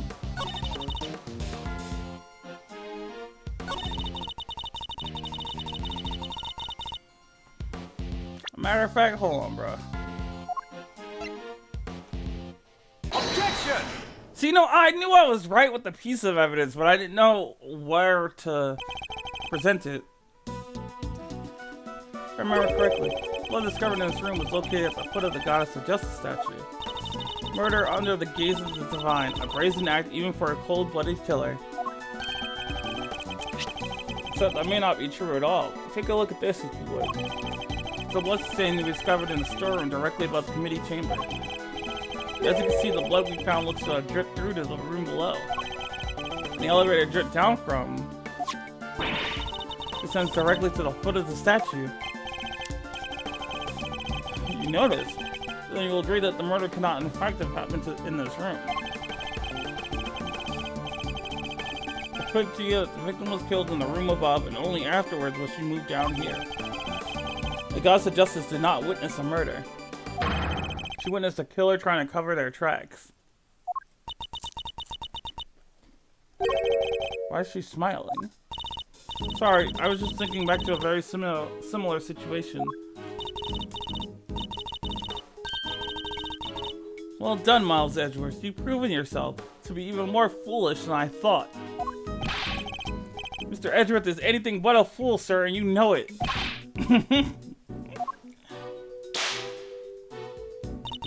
Have you forgotten the picture you just showed me, or are you really that airheaded? Even a cursory glance shows that there was far more blood here in the committee chamber than upstairs. Ouch, whipped and ignored again. Wish I could get some love too. You're trying to tell me that all that blood dripped down from above, Miles Edgeworth? If it had, your storeroom stain would need to be 10 times as big. I say the murder happened down here. There's no way it could have happened anywhere else. As insightful as ever, Francisca, but you played right into my hands. How so? You are correct. There is far less blood upstairs than one would expect. The question is why? Trifling detail in the face of my previous explanation.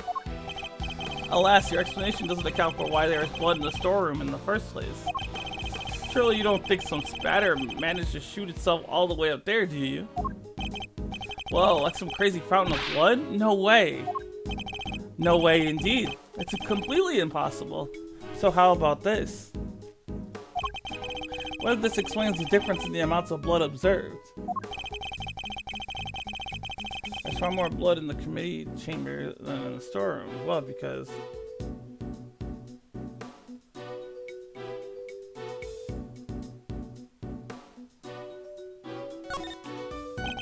the victim died of 3 stab wounds. Wounds that would have bled profusely. Exactly, as proven by the amount of blood we found on the floor of this room. But that doesn't make any sense. Not if she was stabbed in the storeroom. You said there wasn't much blood up there already.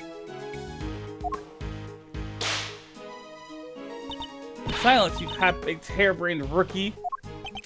Hey, harebrained is a little... A stab wound bleeds heaviest at one particular point in time. Oh, I know, when the weapon is removed, right? Precisely. I believe the body was brought down to the committee chamber with the candelabrum still in its chest. And then when it was finally removed, it created the difference in the amount of blood we see between the 2 locations. But why? What was the killer trying to do? I imagine they were trying to give the impression that the murder happened down here. As you know, Mr. Ringer's card was used late last night. But judging by the time listed in the record, I'd hazard a guess that it was used by the killer. When they entered the room to create their... Who's...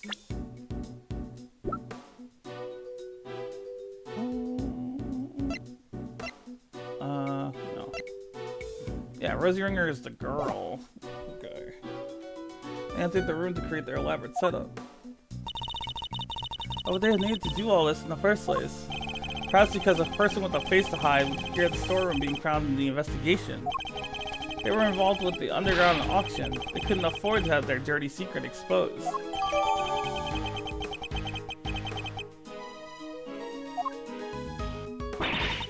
Underground auction? You should take a look at the storeroom for yourself. The items up there tell quite a story. One that should more than explain what was going on here last night.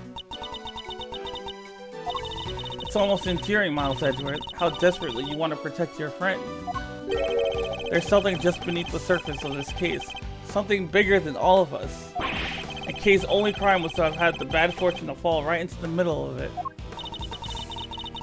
That's quite the hyperbolic claim, Miles Edgeworth. Hyperbolic? Me? Surely you're the one making a mountain out of my perfectly reasonable molehill. You're working with Interpol on international cases, so why are you investigating a domestic murder? I'll tell you why, because this case has something to do with the smuggling ring you've been chasing. You followed the trail of items being smuggled by the ring and wound up here. Tell me I'm wrong. Tell me that the something I sense isn't related to any of this. I'm very happy to learn that you've given up your badge to completely relieve you of your senses. Scruffy here told me about the circumstances that led up to that, by the way. Sorry, sir. I just thought it might help, you know? You did the right thing, detective. So am I right, Francisca? Is this incident part of the broader case you're working? Was the underground auction already on Interpol's radar? Wouldn't you like to know? But you don't need to, and so you won't. I love her. She's the definition of cat-like. Like, if you really think about it, based off of all of her interactions, she's entirely like a cat. And if she's like a cat, that makes her dad the fat cat. You know, the one that's like always being pampered and you know, talks about being the greatest thing walking God's green earth. Yeah, that's Manfred von Karma. The auction is being held here in this chamber. Hey, y'all mind if I butt in for a sec? Your victim over there, the lady in the white. You. Hey, let a gal finish, will ya? No good butting and painting the you-know-what. Let's let her sure change her spots. Your testimony is not required, and neither is your presence. What do you mean? I'm a journalist. You can't. Ow. You're a liar is what you are. You lied under oath at one time. Seems like Miss Von Karma's none too fond of Miss Hart, huh? I don't think she's her biggest fan, no.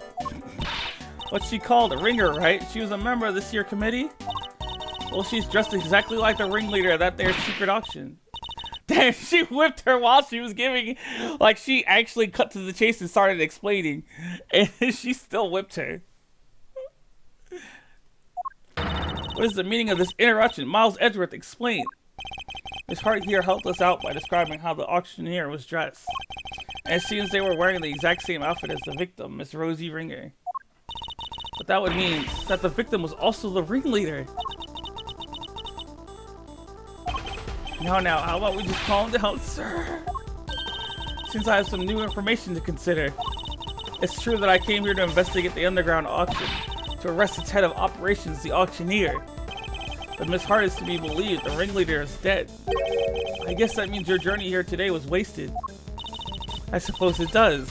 Nonetheless, I, Franziska von Karma, I refuse to leave empty-handed. I love her. I love her. The person she came here to arrest is dead, so she's like, don't like that. Gonna have to arrest somebody. Time for a rematch, Miles Edgeworth. Fine by me. But you may find that your whip will go sorely underused this round.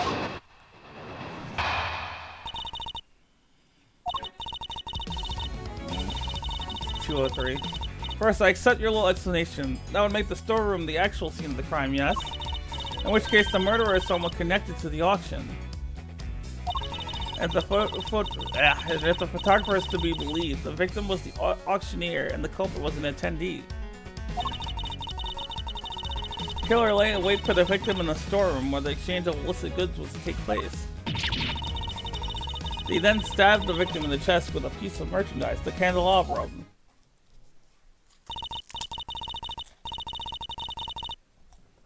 There, does that about sum it up?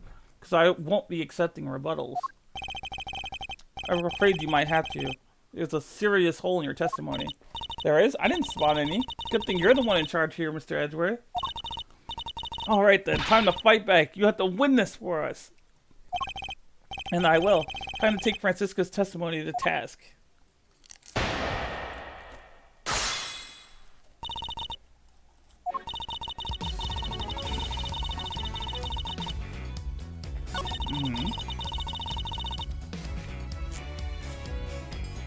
Hold it!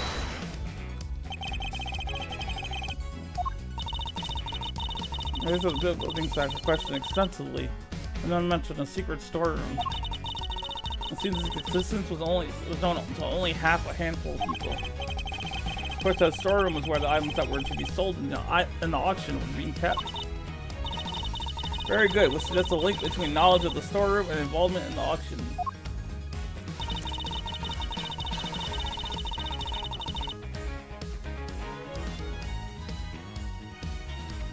Hold it!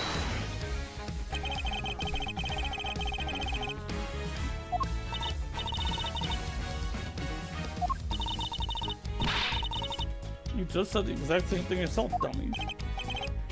No, I did. It's merely confirming Franziska's reasoning in order to... Don't give me that horse teeth. You get caught saying something stupid, you give a little laugh and move on with your day. The murderer was one of the auction attendees. Don't get no notes for our friend here at that little performance of his? Of course, assuming that our friend the photographer's work can be trusted. I can't quite tell if they love or hate one another. Anyway, the more relevant point here is how the culprit actually carried out their plan. The killer lay in wait for the victim in the storeroom, where the exchange of illicit goods was to take place.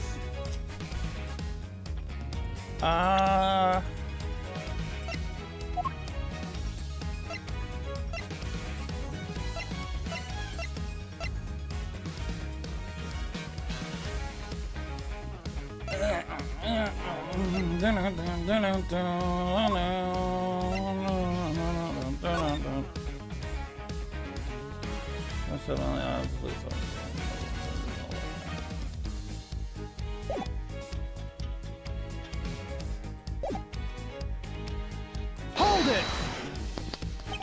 How exactly did they manage that, man? Miss Hart was in the storeroom too, remember? Objection! It's hiding someplace. And if you've seen the storeroom yourself, you'll know that there are plenty of other places to hide too. So you're saying the killer was hiding out of sight while they awaited the victim's arrival? I believe we can reasonably assume that the murder took place after the auction had concluded. After all, the victim was the auctioneer herself. She would surely have needed to be present throughout the proceedings.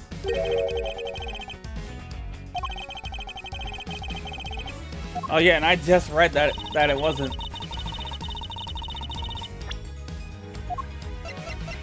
Objection! It seems you're one step behind yet again, Francisca. How so? The auctioneer was not in fact the victim, and I can prove it. This is the statement Miss Hart gave us. Well, if she made it, it's not worth the air she used to say it. I done told you, I'm a journalist, Dignabbit. My word is out. Did I ask you to open your mouth?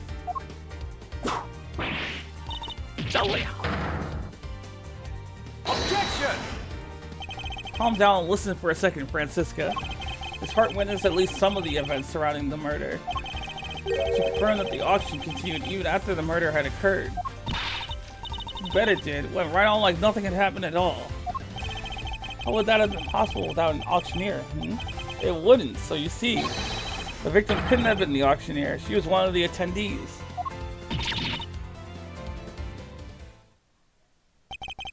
As I've been saying since the start, there's no way Kay can be the murderer, because she had been pushed down the hatch by her assailant and knocked unconscious by that time. So then who was the victim really? You mean who was the murderer really? Alright, well if the auction carried on after the murder, the victim must not have been the auctioneer, but an attendee. Oh, that's enough!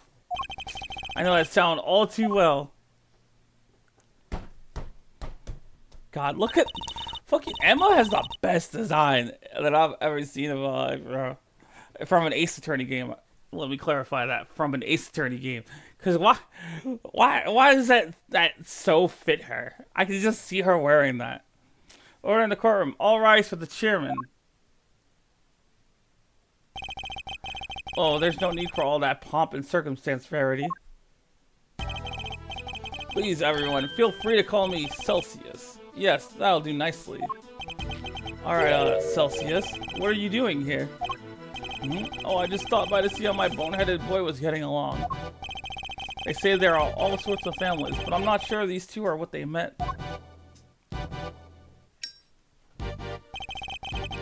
I thought I might need to light a fire under this investigation, but it seems not.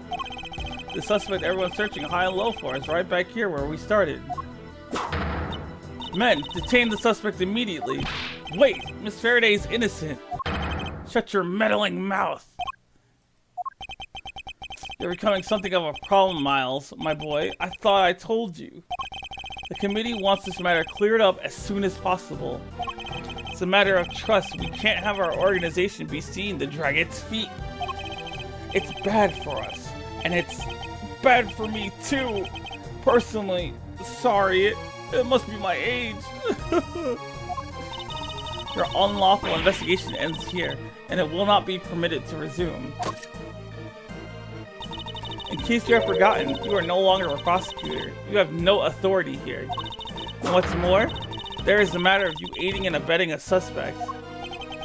She's right, of course, as always. You really are a godsend, Verity. Everything I do knowingly. If you wish to prosecute me for it, be my guest, but know this. We have uncovered a new suspect. This person here.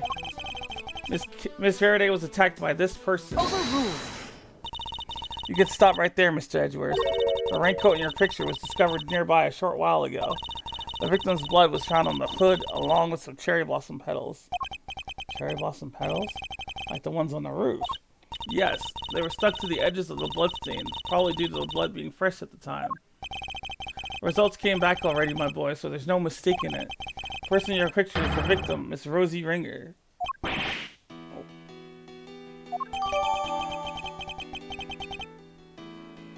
What? What? I don't remember it being her. My assumptions were based on the person in the red raincoat being the killer, but they were the victim instead. And Kay remains at the top of the suspect list. Miss Faraday, you testified to having encountered a person in a red raincoat up on the roof, correct? Yes, I did. We now know that the person was the murder victim. And you are the only person we know of who came into contact with her. Since one of you wound up dead, I think we all know how that encounter went. Objection! No, Kay was attacked by that person. She is the victim here, not the aggressor. Overruled. As far as I recall, we have yet to see any evidence that proves she was attacked as you claim. And even if such proof existed, Miss Ringer could simply have been acting in self-defense. Well, you can't just jump to conclusions like that. Kay is innocent. But I'm not. Kay? I'm not innocent. I don't want to believe it, but I remembered something. Hearing about the raincoat brought it back. It's just a flash, but I remember what I saw now, right when it happened. The murderer, it was me. I swear, her artwork just gets better and better. The more the more you see, like, in terms of, like, the artwork that people, like, contribute, or just the artwork that's, like, officially released for her, it just gets better and better. I remember looking down, and the person in the red raincoat was on the ground. It was me, Mr. Edgeworth. It was me all along. I'm the murderer. I'm the murderer. No, you're not. You can't be. Then what am I? Why do I have a memory like that? They were on the floor in front of me. There was a pool of blood. Why was I just standing there? Why didn't I do something? I know why. Because I was the killer. This court recognizes the legitimacy of the accused's memories. What? But you said you don't believe her like 5 minutes ago. Overruled.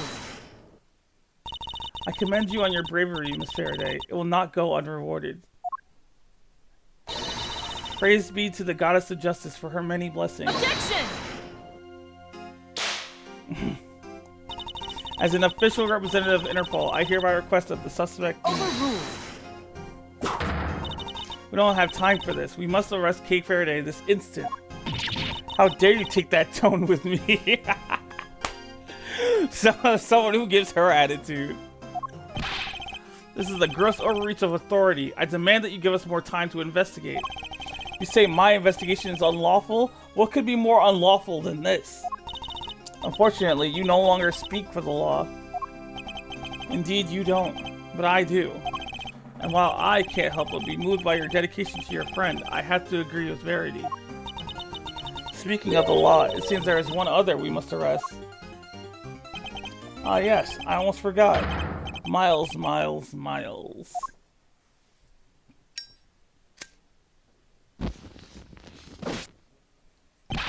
What are you talking about? Mr. Edgeworth was just doing his job. He didn't do anything wrong. He wasn't doing squat. By which I mean to say, unfortunately, Miles is no longer serving in any kind of official capacity. You went too far this time, Mr. Edgeworth. You conducted an unlawful investigation. Worse, you aided and abetted the flight of a suspect. You are no longer even an ex-prosecutor. You are a criminal. Nothing more. Oh, that reminds me, there was supposed to be a hearing today, wasn't there? Concerning your conduct. I'll make sure it's officially rescheduled for tomorrow, although I fear I already know the outcome. Look at this as an opportunity to reflect on your actions, Miles. A chance to really think long and hard. This court is adjourned.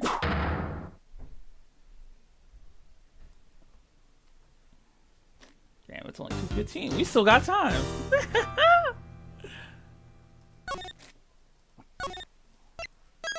I thought it was gonna be much later.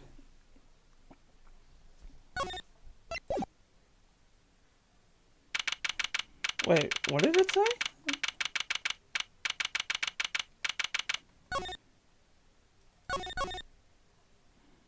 Ladder.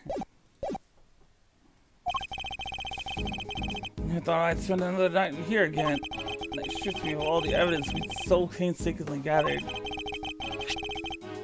Even if they did let me keep Kei's Yatagarasu pin. I can't help but worry about her. I better be treating her well. The murderer, it was me. Looking down at it. The person in the red raincoat. It's on the ground. It was me, Mr. Edgeworth. It was me all along. The murderer. I'm the murderer.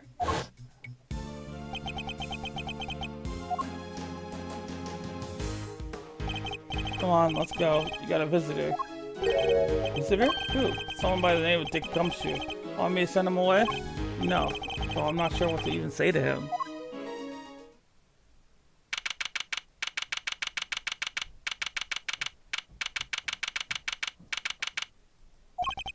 Wait there.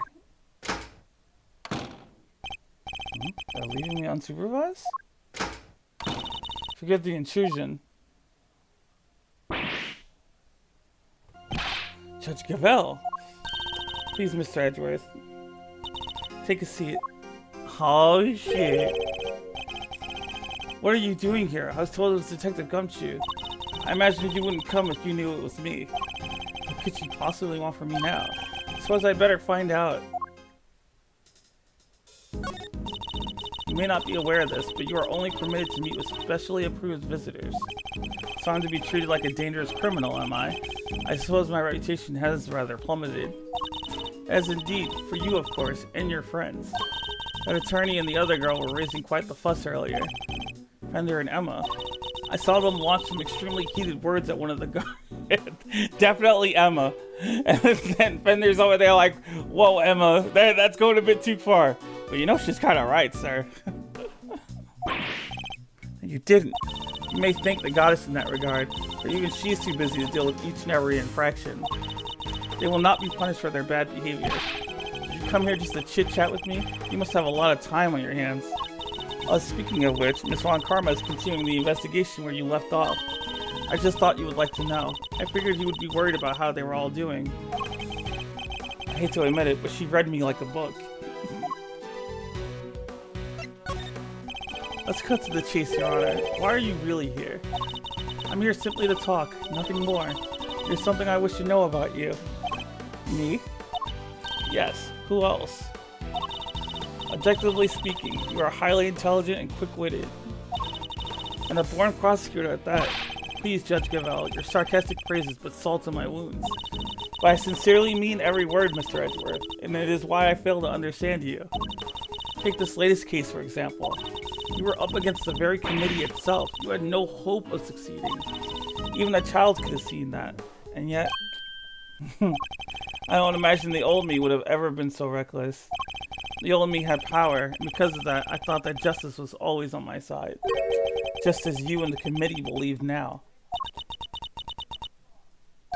But a certain person changed my mind. He made me reckon with my selfish and skewed sense of justice.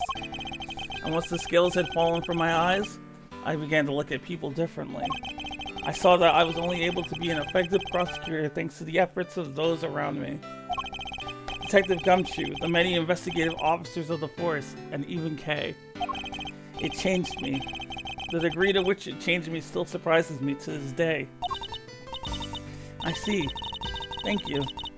I feel that perhaps I understand you a little better now. You understand me? I highly doubt it. Someone who is so focused on forcing their idea of justice on the others can't possibly see what I see. Is that so? Is that what you truly believe?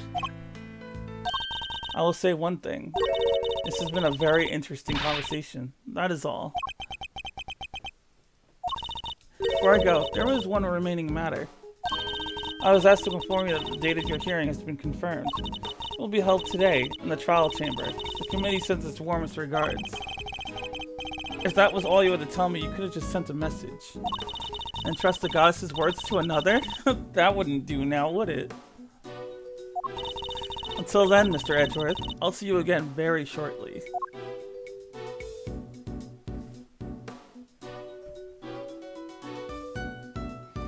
She definitely gives bird vibes.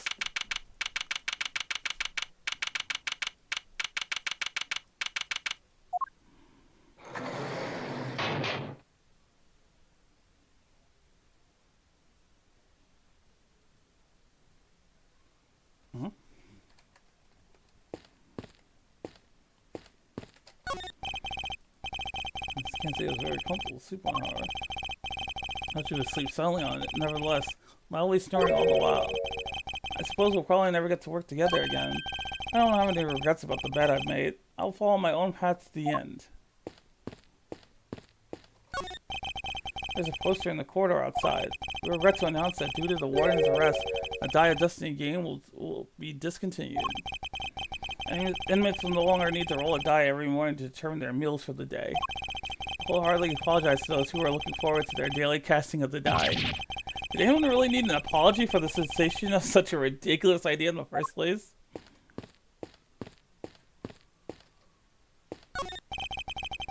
Sword is heavy steel. Reminds me of a movie I once saw. Prison inmate has to plot to escape by using a file to cut his cell bars. I won't be doing that, of course. For one thing, I don't have a file on me at the moment. What am I saying? I wouldn't do it even if I did have one. Since the detainees are able to pay to have their meals brought to their cells. Well, it looks good.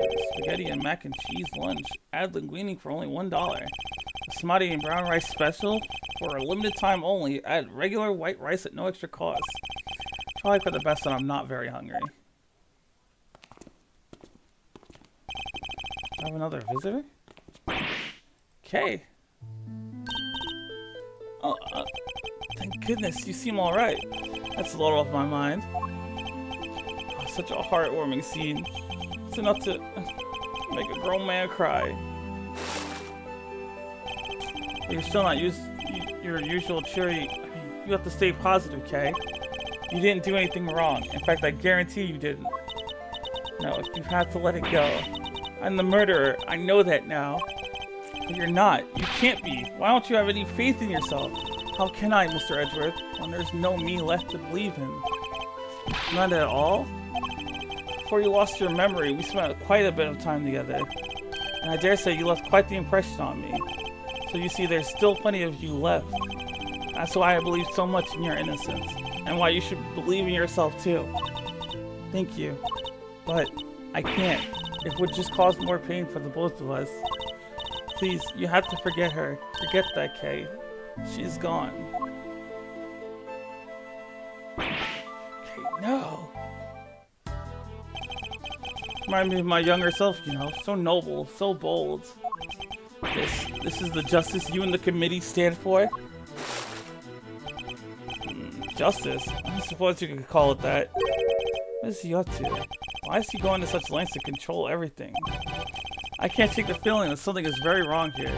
Is there some hidden agenda at play? There's no time to second guess myself. If I'm going to find out what it is, it's now or never. Well then, my boy, I suppose I should be... Wait. Why is the chairman so intent on seeing Kay charged with this murder? It doesn't make any sense. There must be some rhyme or reason to this madness. Come now, Miles. I'm a busy, important man. I can't be wasting my precious time talking to you. The only way out of our current predicament is through Chairman Winner. There's so much to ask in so little time. I'll start by trying to find out why he rushed to Kay arrested so quickly. I can't just let this happen. I'm getting answers if it's the last thing I do.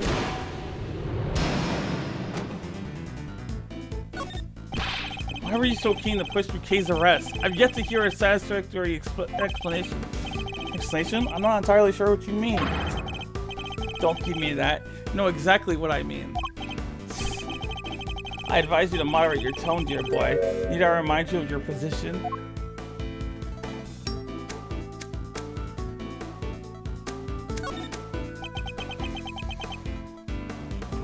And suppose we did let your friend go free. What then, What do you mean, what then? Think how that would look, my boy. And who would have to take the blame? Me, that's who.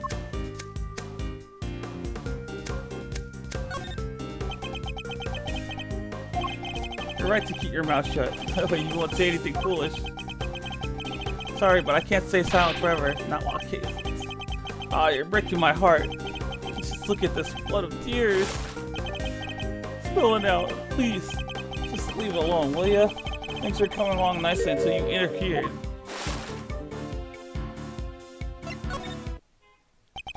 Coming along nicely? That's a pretty strange way of putting it.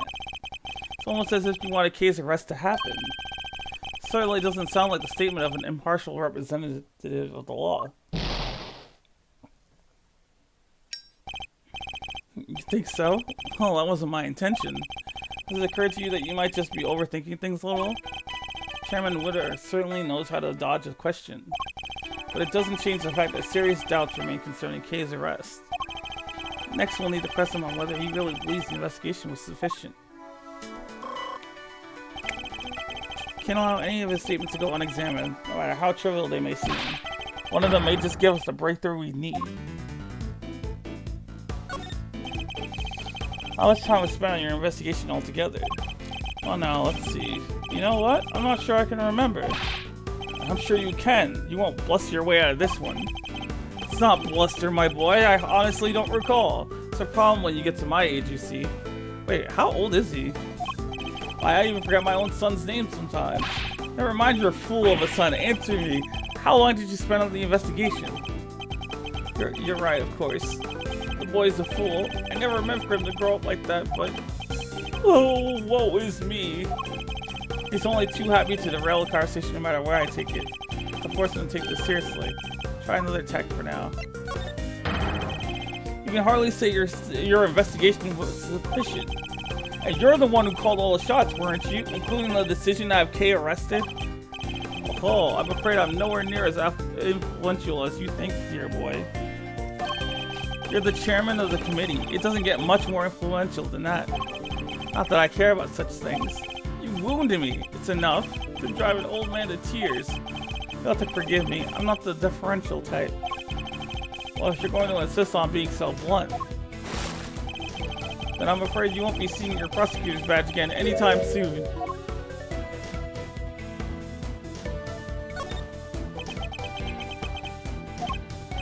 Nothing more to say? Wonderful, then I'll be on my way. Damn. See, no, I had a feeling it was the other one, but I didn't want to, like, click it and be wrong.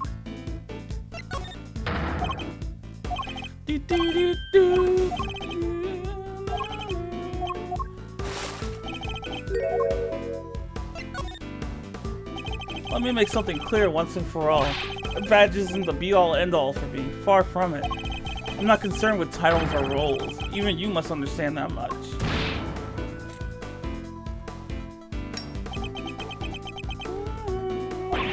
So young. So very young. Word of advice, Miles, from somebody who's been around the block. You're hopelessly naive, my boy. Idiotically so. Well, that's certainly got under his skin. He might be less guarded in his answers while he's in the state. That was my chance. You really don't give up, do you? But even my patience has its limits, you know. What a coincidence, so does mine.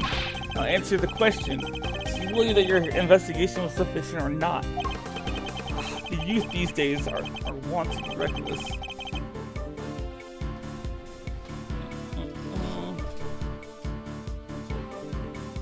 Makes me want to put you in your place. We're going to regret that, my boy.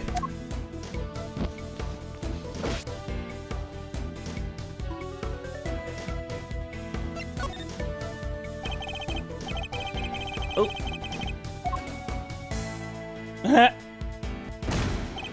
1 What are you going on about by your lonesome over there? Can't keep up with all that useful energy.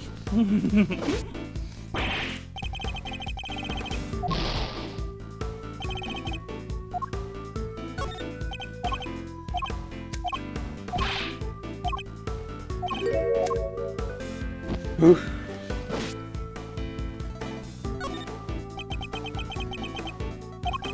Oh, well, maybe you do know your place after all. What's the matter, scared? Hardly. I was just thinking about how best to proceed.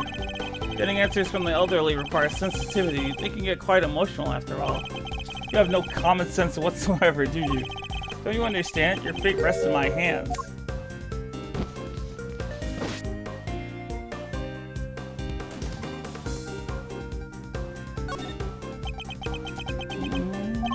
Let's say you do manage to get some answers from me. There's nothing you can do with them, so why not give it up, dear boy? No. And why not? It's simple, because I'm not about to let the truth escape me. Interesting. I think I'm beginning to see what makes you tick. But what you're doing is pointless. Tragically and miserably pointless. Please, just give up. She's guilty. The decision has been made.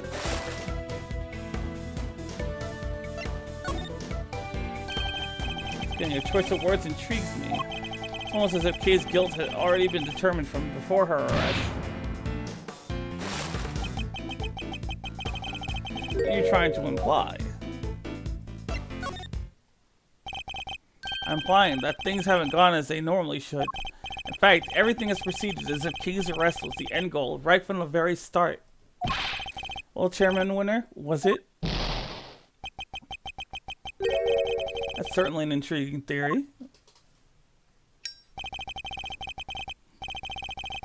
But it's also a complete work of fiction, and I'm afraid I don't have time for such flights of fancy. I think it's time we brought this shabby little farce to an end, don't you? Oh, he's trying to make his escape. He must confirm the legality of Kay's arrest before he slips away. Saint, the truth is finally beginning to emerge. I'm not about to let this opportunity pass me by. Wait, we're not done yet. I'm tired of all this talking. So make it brief, will you? Based on everything I've heard from you so far, it's clear that Kay's arrest is entirely unfounded. Yes, I think we're all familiar with this particular refrain of yours by now, but I'm afraid it doesn't matter either way. You don't have what it takes to secure her release anyhow. How dare you take this so lightly as a man of the law? My, aren't you a rude little boy? But my fuse is only so long.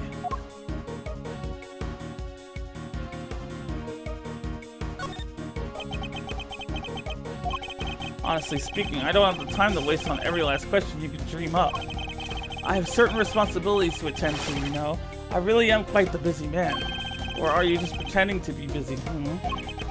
That's an awful thing to say to a fragile old man. I work harder than I should at my age. I ask you, my boy, what could I even hope to accomplish by putting on such a pretense?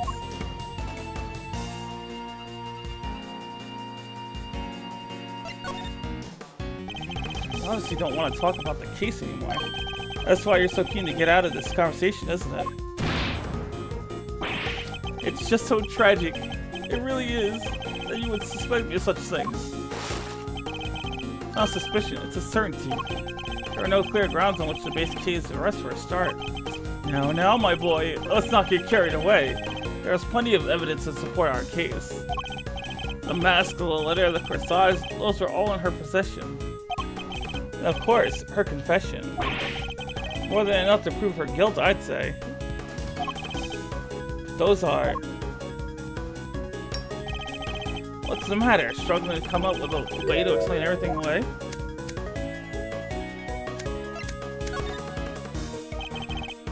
Oh. No!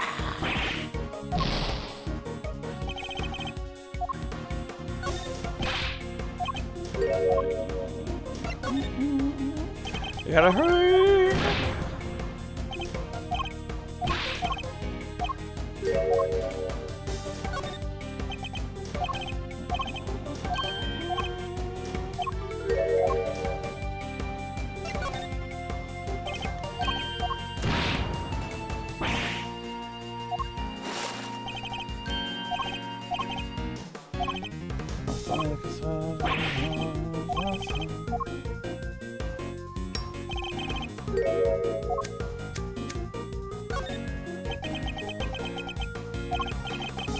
Yeah, your silence speaks volumes.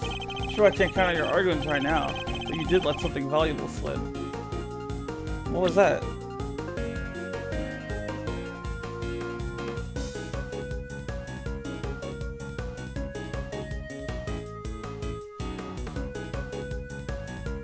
She did have a mask. She did have a letter. She did have a...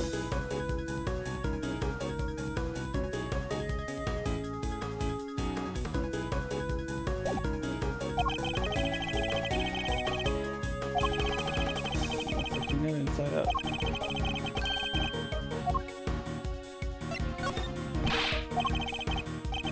This is clumsy. Anyone can put out this searching like that. It's a great superstar prosecutor. Ooh.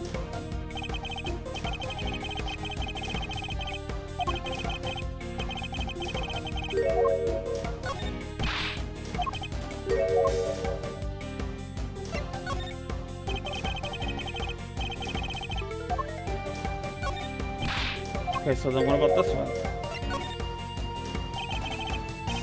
Who said the case should be arrested? You know? I can't seem to remember. Whenever I get old, Miles, my boy, it wreaks havoc on the memory. Time to display my clue. If you'd stop playing the old man card, you remember the details of the evidence against Kay pretty clearly. Perhaps if your memory didn't fail you only when it was convenient, I'd be more inclined to believe you.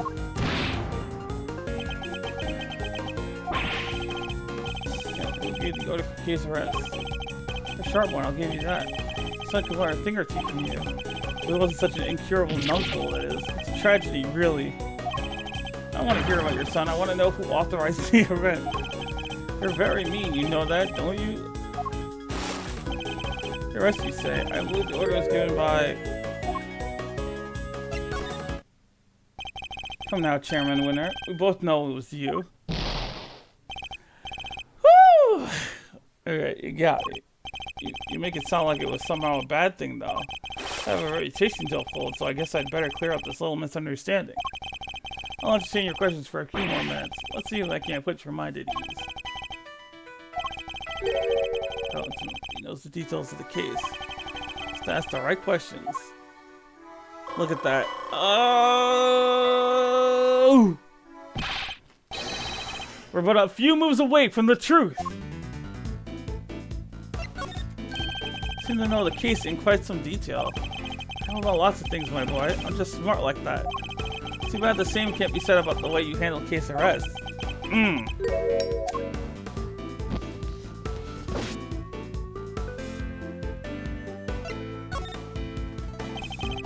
Oh.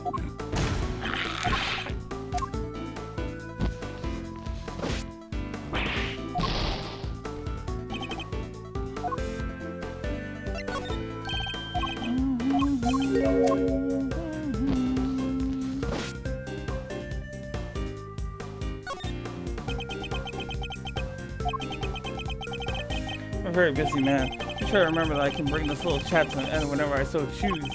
It's only taking so long because you won't give me a straight answer to any of my questions. If only you'd stop giving me the runaround, we'd be done already. So let's try this again. You seem to know the details of the case quite intimately. Why is that? Because I read the case file. Not exactly the most thrilling use of my time, of course, but it's part of the job. I have to be a good role model. I can't be seen to be slacking. It can be so hard. I had some time on my hands, so I read the whole thing from cover to cover. That's strange. I could have sworn you just told me you're a very busy man. I say the cracks are finally starting to show, wouldn't you? If you're so keen on being an upstanding leader, you can start by releasing Kay, you know. You really don't give up, do you? It's a moving sight indeed, my boy. But a tragic one, too. After all, your efforts are for naught. I'm afraid your little friend was found unconsciously at the scene of the crime. Let's hear much about the circumstances under which Kay was found. She was lying unconscious in the storeroom, correct? That's right, although I'm not at liberty to tell you how I know that. He knows things even we didn't. In fact, he seems to be aware of every tiny detail about this case. That's a kicker. How much do you know about her exactly? Now that she's the suspect, aside from that, not much else. Cross my heart, but it's true. Trying to display my clue. Sorry, but the more you tell me, the less sense your story makes. For one thing, you know details that even those investigating the scene were not aware of. Why is that? Just how much do you really know, Chairman Winner? Oh, there's that intimidating face you like to make again. Well, two can play this game. How do you like me now?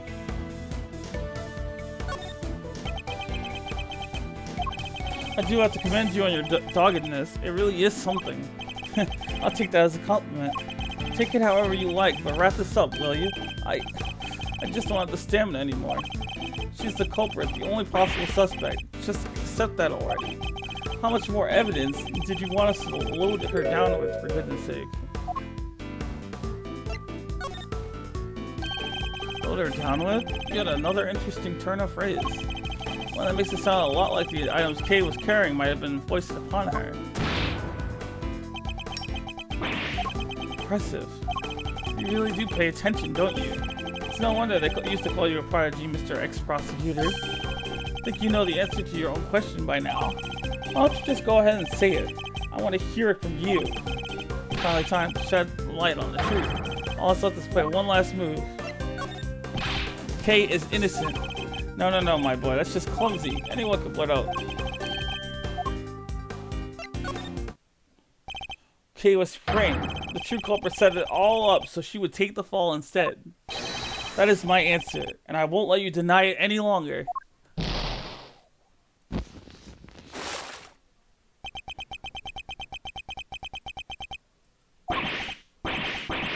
Ho ho ho ho ho! My, you really are a sharp one, huh? It's a bit of a shame you chose to hand in your badge. I admit it, you're right on all accounts. And that's checkmate.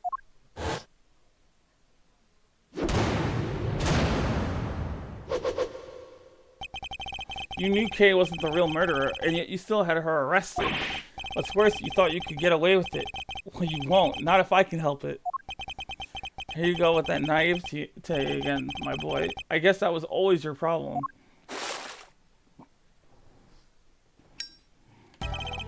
With the girl arrested and a conviction secured, this whole mess goes away, and that's what will happen.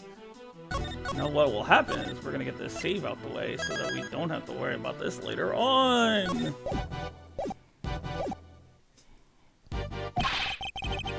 But whose interest does a conclusion like that serve? The committee's, I suppose, and mine? Oh, you know, listening to you just now, well, it really got the tears flowing, I have to say. It was poignant and heartfelt and sincere, and utterly infuriating. Look, I'm not perfect, I know that, but your lack of sophistication in these matters is beyond the pale. You insist that the truth is more important than anything else. Well, would you say the same if you knew what the real value of the truth is? What are you trying to say? When you get to my level, you don't uncover the truth. You make it little by little. Kay Faraday, murderer. That's the truth. The truth I created. Yes, my boy. That's what I like to see. You're so sincere sometimes, it's painful. It just makes me want to put you in your place. Knowing the real truth will get you nowhere. Because that's how much it's worth. Nothing. Shocking, I know. Why not go after the real killer? How much do you even know about what really happened? You're still not getting it. That's your truth. And it is worthless. Mine is all that matters. You understand what I'm saying, don't you, Mr. Ex-Prosecutor? I have all the power here. Curse you. Well, aren't you menacing? You and your little friend are just as bad as each other. Violent criminals who deserve to be locked up. You'll pay for this. And with that, yet another person disappears from my life. It just makes me want to cry and cry and cry.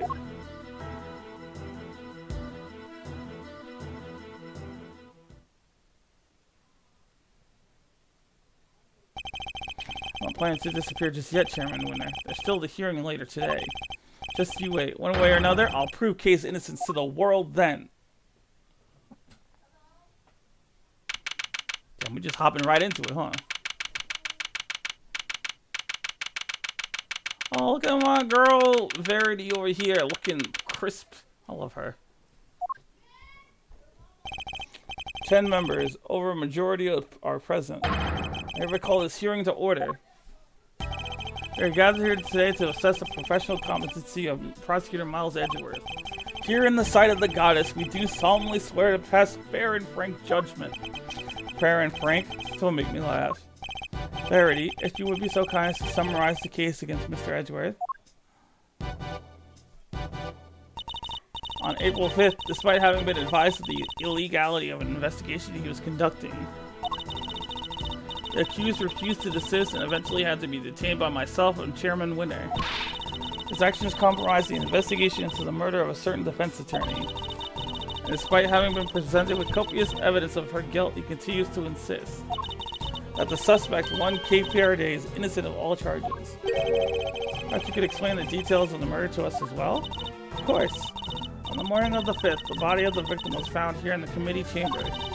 Further explanation will be provided by me, Eustace Winner, Premier Prosecutor.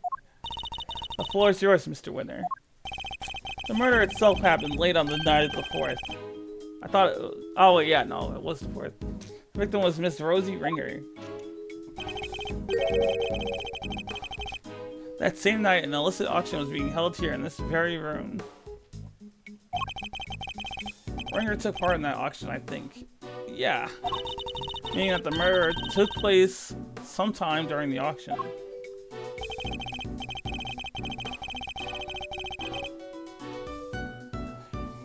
When she was found, Ringer was dressed in an outfit that matched the description of the auctioneers. However, due to the fact that the auction carried on after the murder had occurred, I deduced that Ringer was not in fact the auctioneer. Deduced nothing of the sort. What about the basis on which the suspect was detained, Mr. Winner? Yeah, I got this. So Faraday was overcome by crushing remorse, Eustace. Yeah, that. Tons of crushing remorse. So she confessed.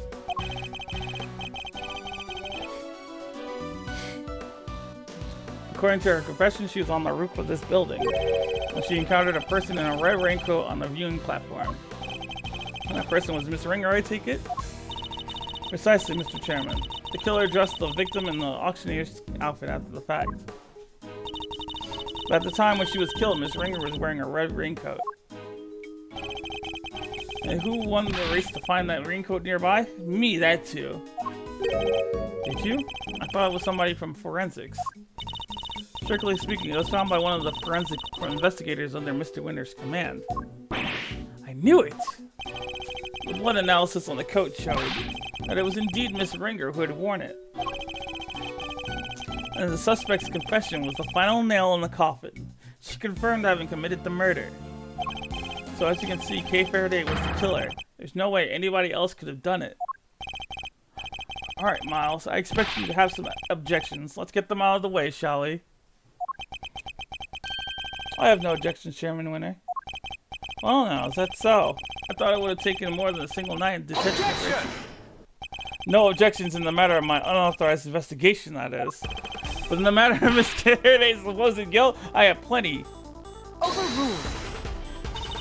I can personally attest to the fact that Mr. Winner's investigation was fair and impartial. Of course it was. When it comes to carefully conducted ops, I'm the winner every time.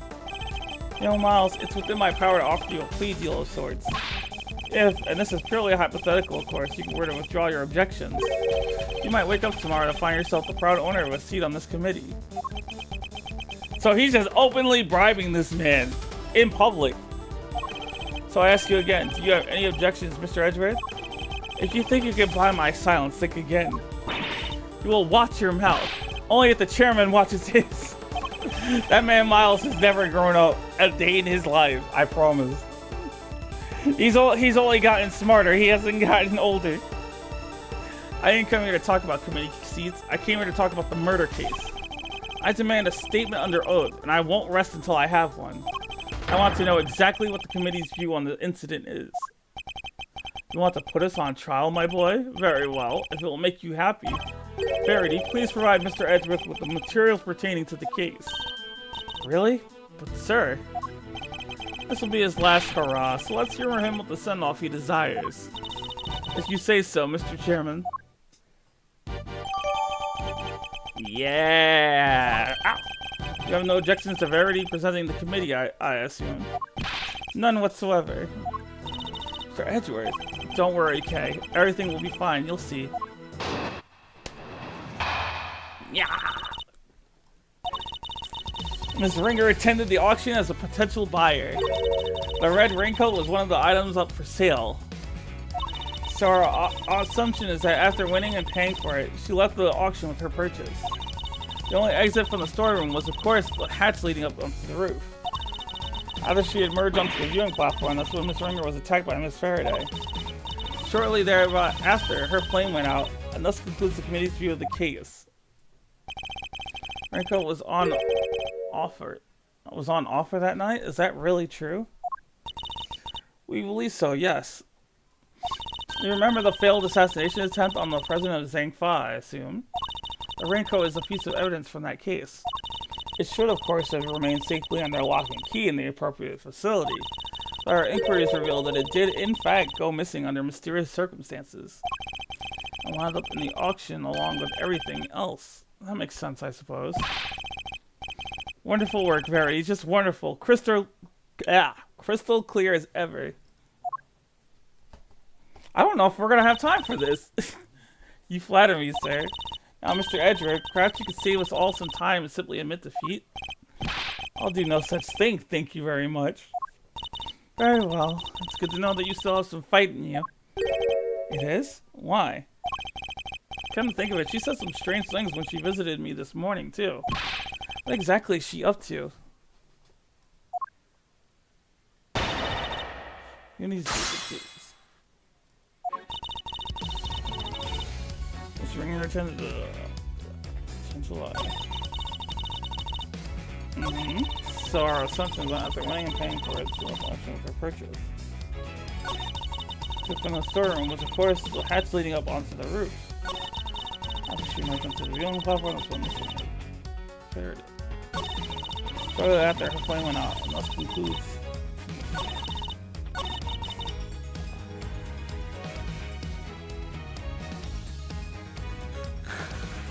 Wait, hold on. I want to see something. Because there was, the keycard record.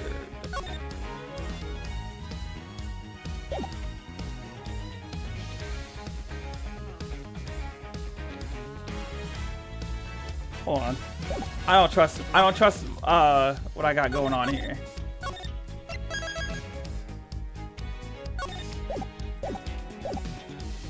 Hold it! I don't just make like wildly random guesses. They're usually well within the ballpark. The auction was still underway. However, it's exposing its existence to those outside the trusted circle of attendees. When his heart found out about it, I think its existence is already well exposed.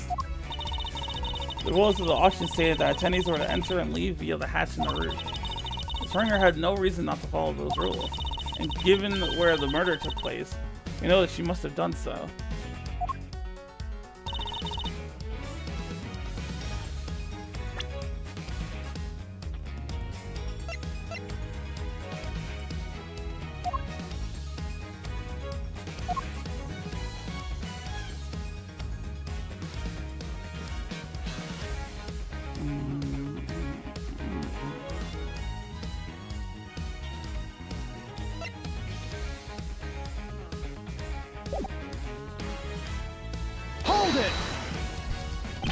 But why? What possible motive could Kay have had? Exactly what we were hoping to establish in our upcoming interviews with Miss Faraday. Coercive interrogation after the fact, something you seem to specialize in. The murderer knew that the attendees would all be leaving via the hatch, and the roof would have been the perfect place to lie in wait. So as I was saying, after she'd emerged onto the viewing platform, that's when Ms. Ringer was attacked.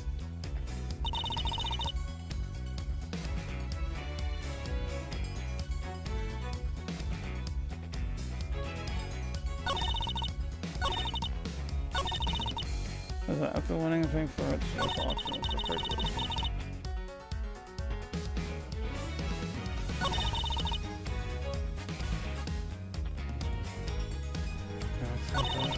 This one's actually really tough. I'm not gonna lie to you.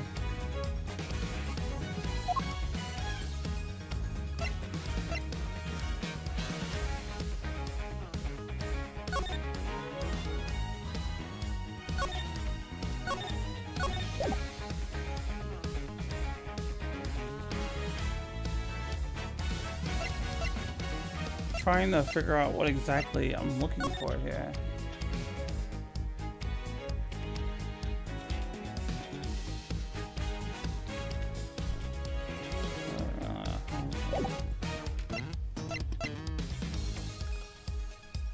Seems like cannot be discerned.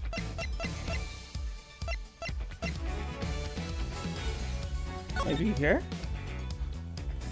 There's some sort of head injury post-mortem.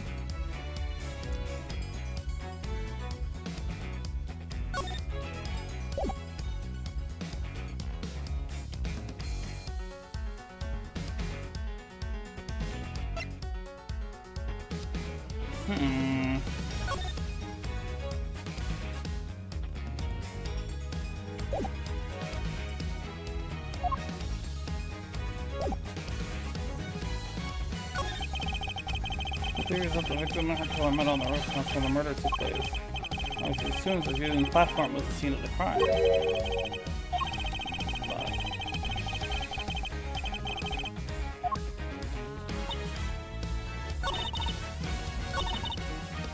After winning and paying for it, she left the auction was purchased.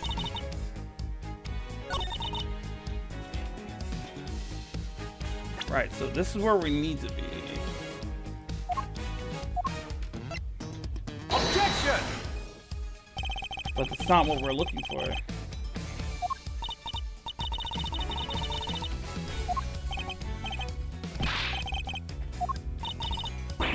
You can transform into anything otherwise?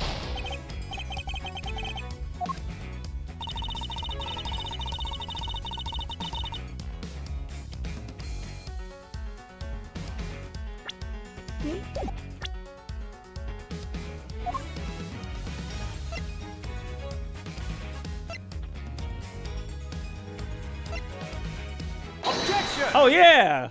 Duh! I completely forgot about that. Maybe you can no, cause like the reason why I even picked the photo was because I saw the blood on her hand. I was like, wait a minute, how was she attacked on the viewing platform if there was blood on her hand in the photo? What's her doing here at this hearing? She's an eyewitness. I thought it'd be obvious. Well, now, I ain't really an eyewitness, more of an ear witness, I guess. She's not exactly the most confidence-inspiring choice to help you make your case, is she? I like to think I choose my allies a little more carefully than you, Mr. Edgeworth. Then you should question them more thoroughly, because there's something she hasn't told you. Take a look at this. It's a photo taken by Miss Hart. Yes, in the storeroom, correct? What of it? According to your theory, the murder occurred up on the roof. But according to Miss Hart's testimony, she happened to witness the entire incident unfolded in the storeroom. That's where she took this picture. Wait, you're saying Gavel got it wrong. That's exactly what I'm saying. What? Miss Hart, if I may confirm your account of the events you witnessed that night, you saw the person in the picture, correct? I sure did, clear as day, and with my own two eyes to boot. And what were your impressions at that point? My impressions? Huh. This right here is the scope of the century. Something like that. Yeah, that makes sense. I was hoping more for your impressions of the person in question. Oh, that there is a walk-in meal ticket? Seriously? Just my little joke. No need to look at me like I done sat on your lunch. Oh, red raincoat, right? Well, I took one look and I thought that's our perp right there. And therein lies the rub, for Miss Hart to have thought such a thing means. Overruled. Oh, Mr. Edgeworth, when will you learn to use your words? If it's an explanation of the facts that you require, you need only ask, you know. What do you mean? I assume you're about to raise the issue of the voices Miss Hart heard. Voices that may be unrelated. Objection! Unrelated? You can do better than that. Is one of the voices Miss Hart heard really even Miss Ringer's? You're kidding me, right? Them folks was talking crime-related turkey, or my name ain't Lotta Damning Tart. Ah, but did you hear them clearly? Well, can't rightfully say for sure, but I can't rightly say nothing, and you know it. They was using voice changers. I done told y'all that. Precisely. Miss Hart heard voices, but those voices were disguised. Which means we cannot even be certain that whatever she did over here had anything to do with the murder. Objection!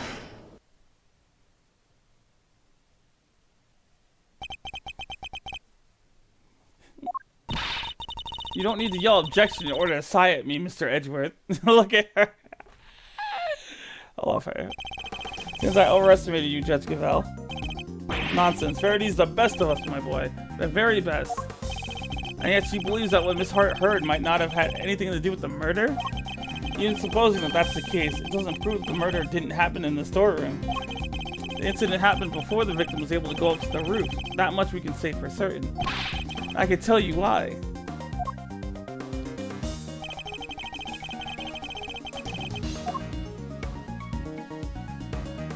Take that! We initially thought that the person in the red raincoat was the culprit. Yes, because Miss Hart said as much. Indeed, she told us about the blood she saw on this person's hand. And I doubt many people would have thought differently given her testimony.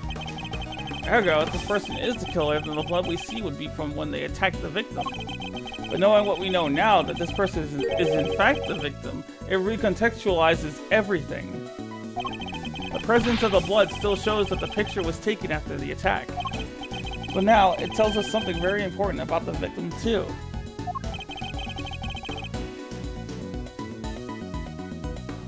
The victim.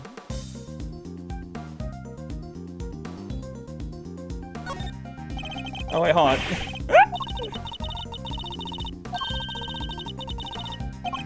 Yes, she did. I didn't read that quick enough.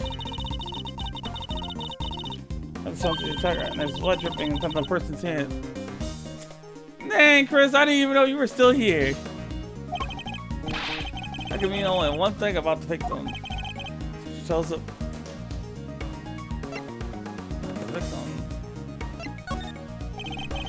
There's no doubt in my mind that the victim was attacked in the storeroom. So here we have photographic evidence of her staying upright and alive, albeit with a bloody hand. This can only mean that Miss Ringer survived the attack. The blood on her hand is from the wound she had sustained. What are you talking about? Who dies from a hand wound? The wound wasn't on her hand, Mr. Winter. I imagine she had used her hand to try and staunch a wound.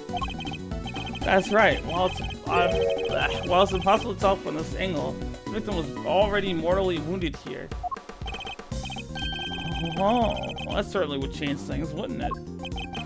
Very much would. Not least by making it absurd to suggest that Kay was the attacker. Her encounter with the victim happened after this picture had been taken.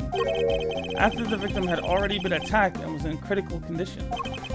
I put it to you that all Kay witnessed was the victim finally succumbing to her wounds. That would have been quite the coincidence. It's a textbook case of wrong place, wrong time, I'd say. And lo and behold, Ace Attorney players know all about wrong place, wrong time. Ain't that right, Maya Fey? You seem to be forgetting a rather important fact, Mr. Edgeworth. Well, that, or pretending to not remember it. What? What fact am I forgetting? I think it's time to wrap things up, don't you, Verity? Put the boy out of his misery. Dad, Gavelle works for me. Why do you keep giving her orders? That's my job. You really are a total and utter embarrassment. I'm not. I hate to break it to you, but you both are. Go to it, Gavelle. Get Edgeworth out of his misery. As you wish.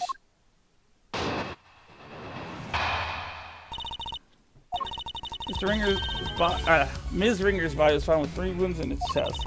I all know what these wounds are from, don't you? That's right, they're from when she was stabbed in the chest by a three-armed candelabrum. I doubt anyone could survive such grave wounds. Care to read the coroner's report? I'm sure you would change your tune. Nicely done, Gavel. Now, Edgeworth thought to make several objections. Yes, I'm afraid I will. I need my snipping tool. Snipping tool. Screenshot. Drag.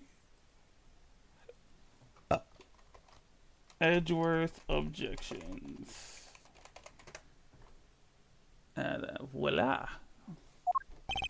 What? Why? Weren't you listening? Oh, I was listening very carefully, in fact, hence my objections. Come on, why do you always have to undermine me? That's never my intention, I assure you. It isn't? Because you do it so well to yourself every single time already. Of course it isn't. Yeah, I knew that, because I'm... Please, Eustace, just stop for goodness sake. You've already embarrassed me enough. What do you mean, Dad?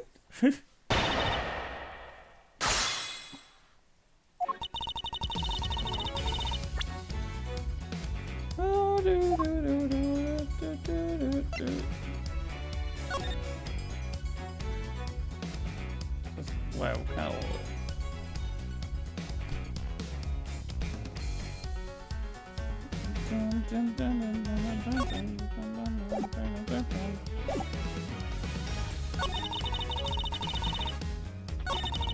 I found when she was stabbed in the chest by a three-armed candelabrum. Thought anyone could survive such great wounds.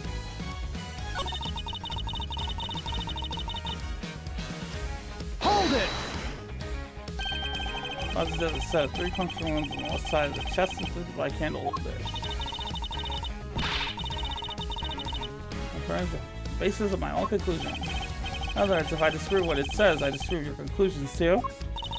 You have the strangest sense of humor, but I wouldn't mind seeing you try.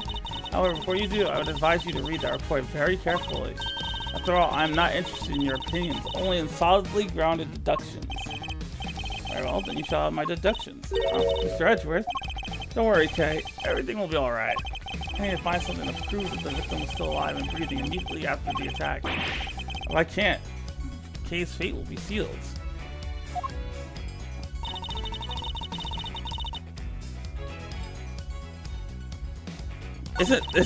Wait, hold on, I'm so confused. Cause like they're saying, the victim thinks she bled out because, you know, she got stabbed by the candelabrum,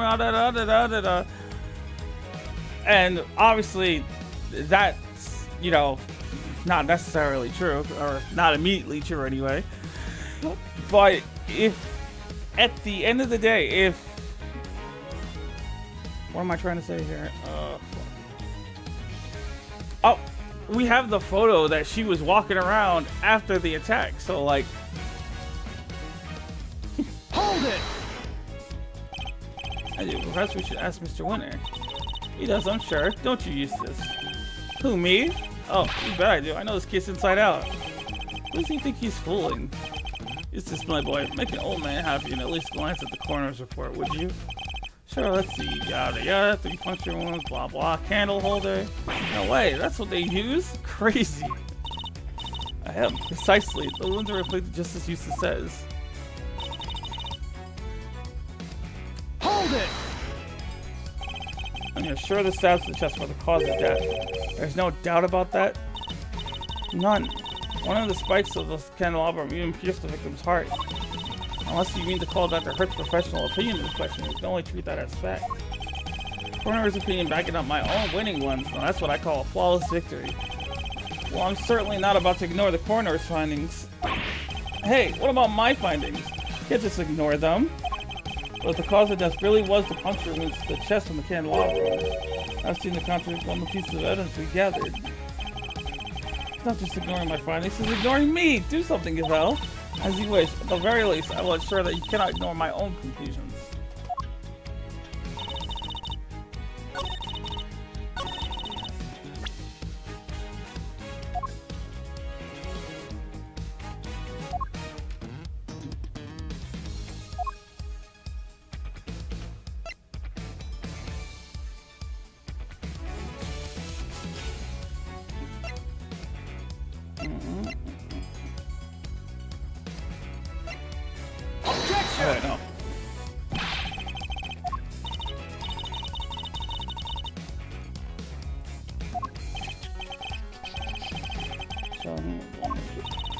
one thing, the fact that you clearly do not believe it yourself.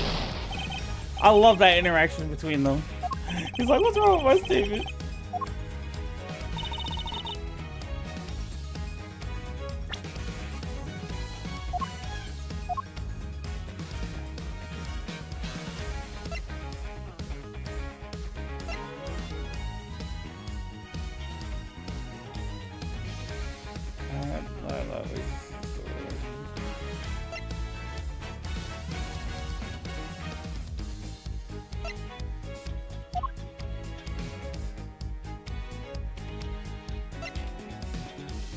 Objection! Yeah, no. Maybe I should start pressing the statements again in order.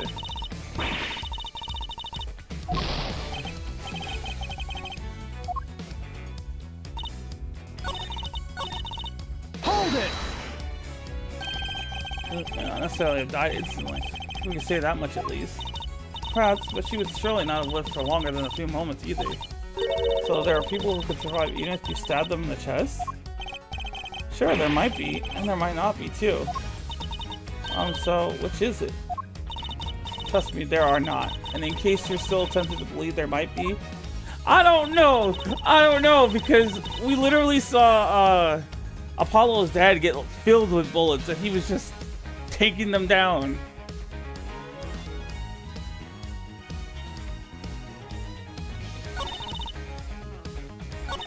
You know, as a matter of fact, hold on.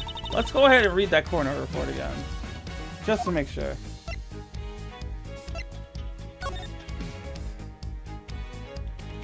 Wait, let's not close it. So it becomes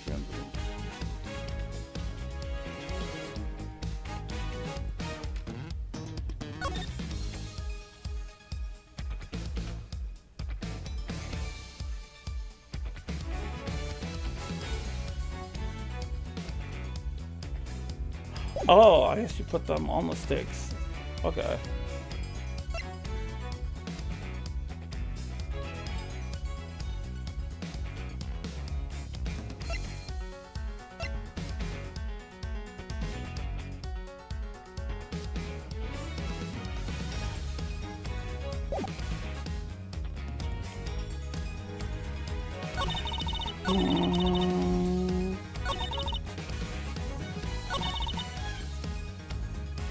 Hold it!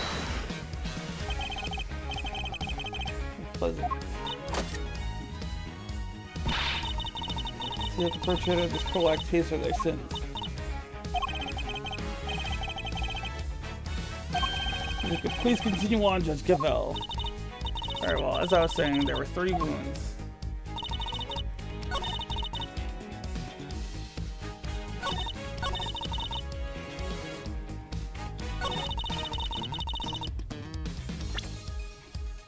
Let's think about the order of the way things happened.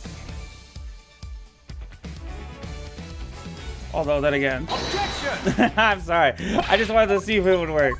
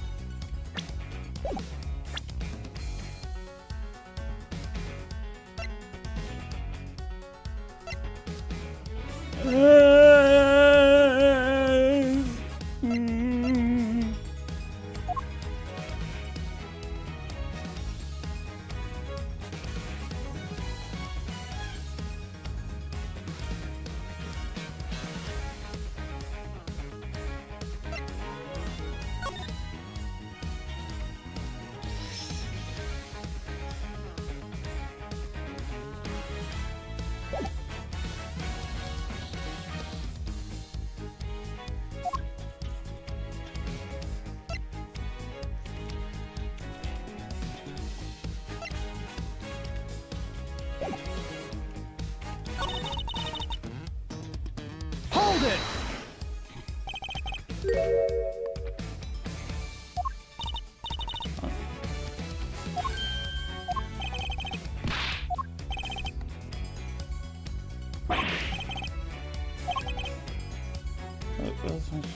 Just coming out.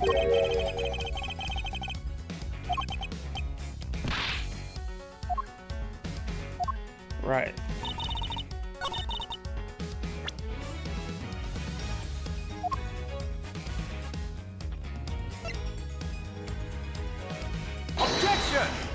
really thought it would be that though.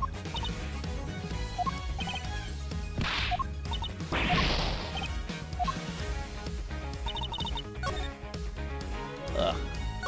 Me taking so long for this is actually gonna cost us.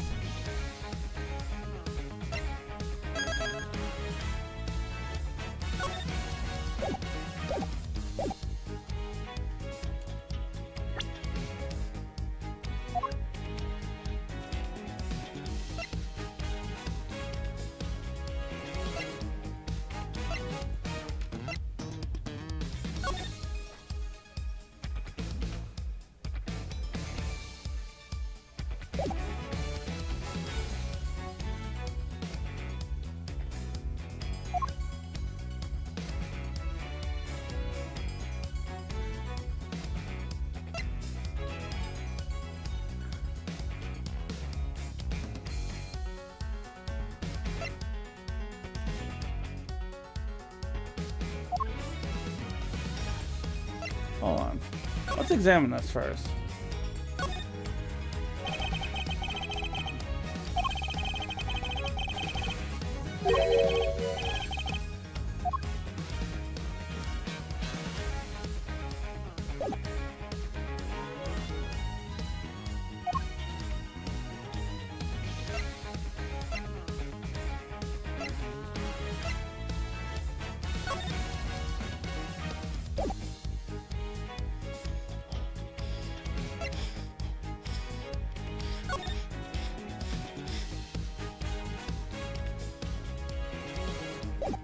Nothing here. Oh no, no.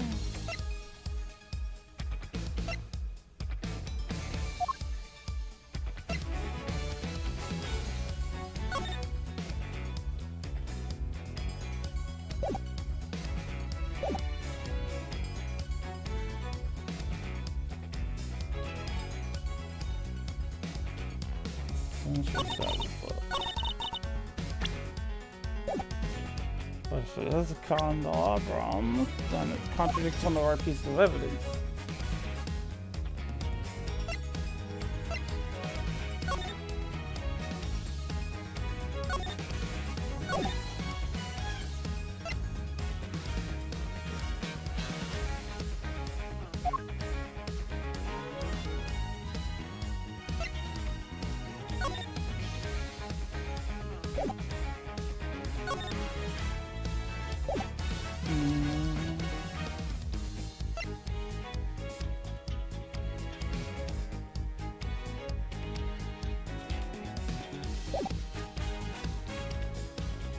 What pieces of evidence do we even have that would begin to... Matter of fact, hold on, let's check this photo again.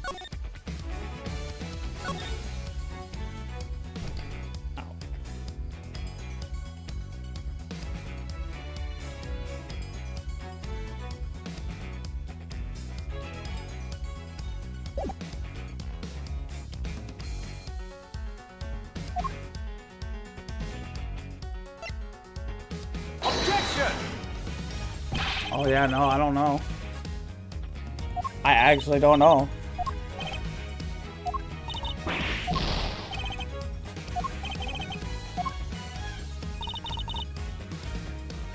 Hold it!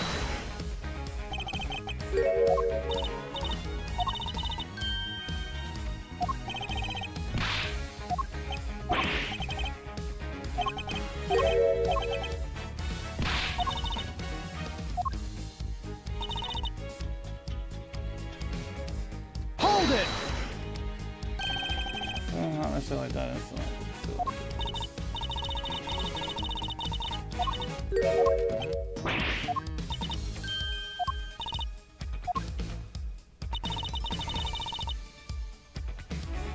Hold it!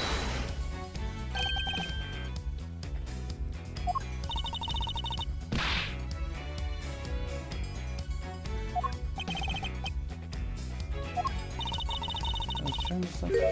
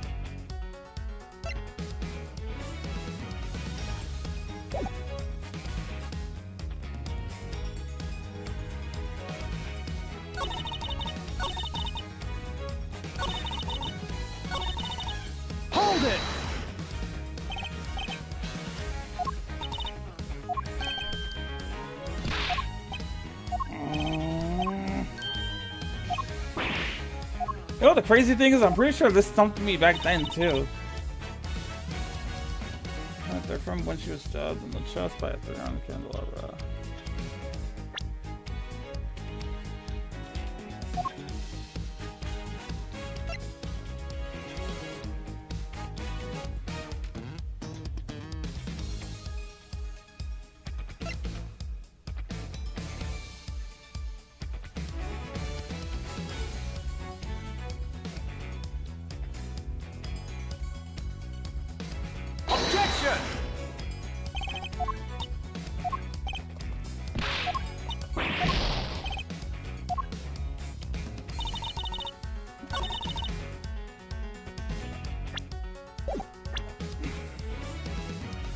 Oh wait, hold on. Objection! Really? Not that either?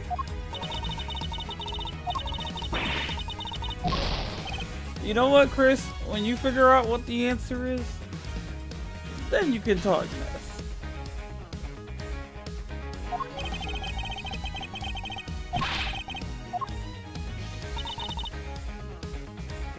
Oh shit!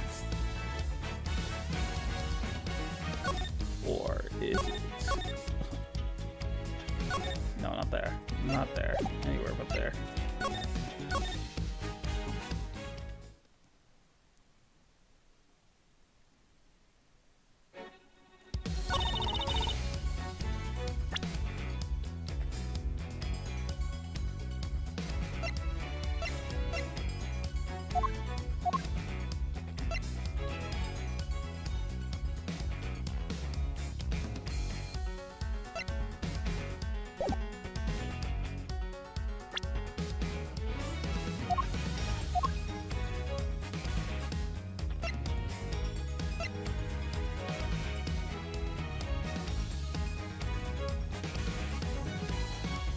Objection!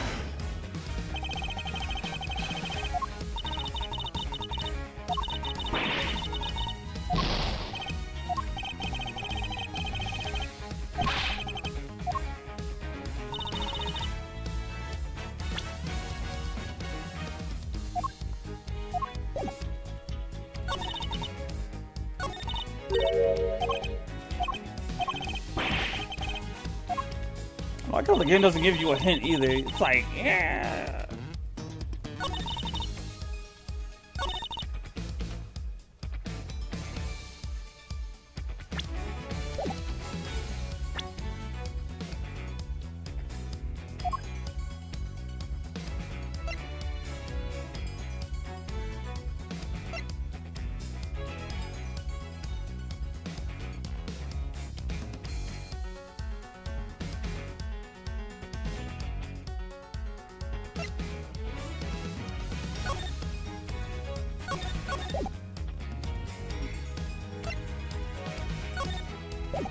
Fucking hell it was.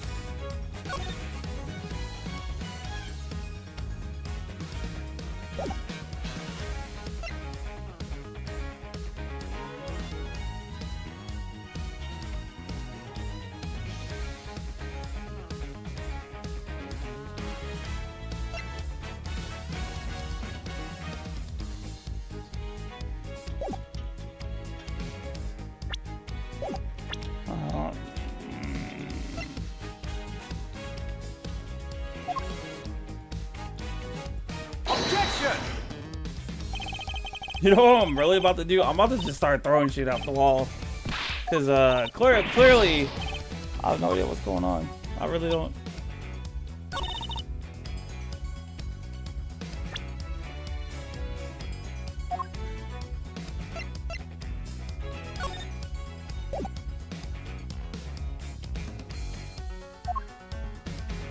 Objection!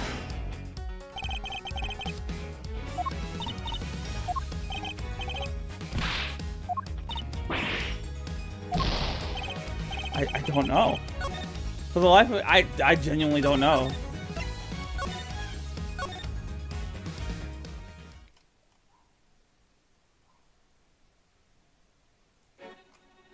Hold it!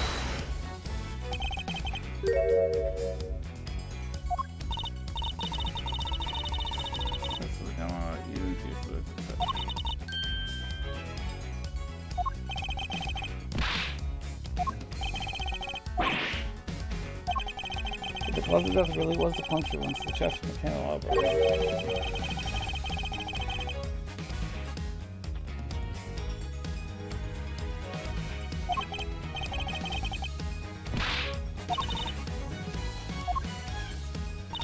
Matter of fact, hold on, bro. Hold on, I feel like I know what it is. I know what it is.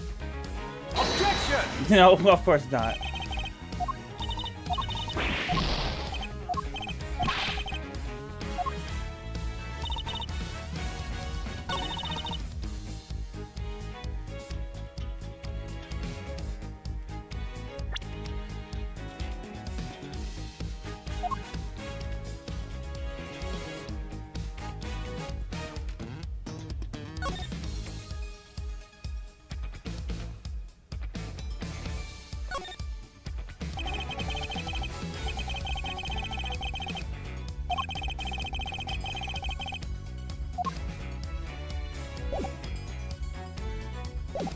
It's kind of weird that the bottom is not dusty.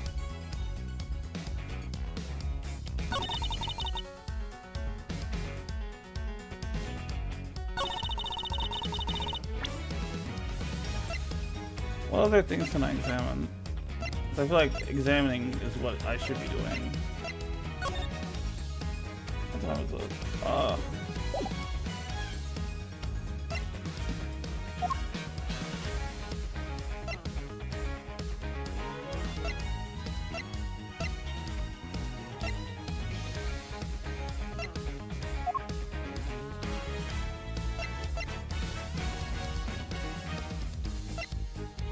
Skill hit the body, chase the blood, or just...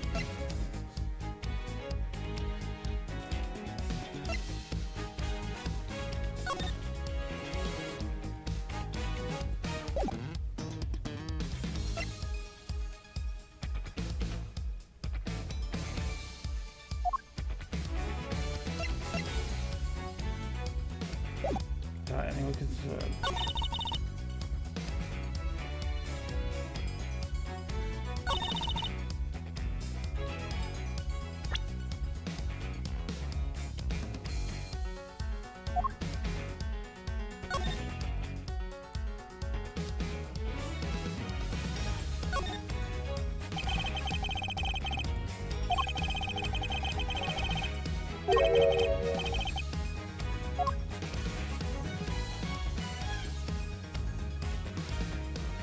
but the thing is, we don't really have anything else in our thing.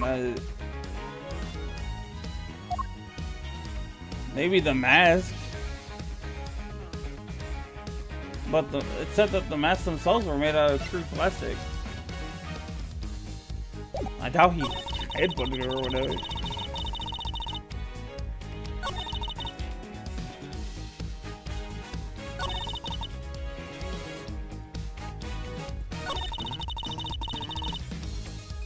Hold it!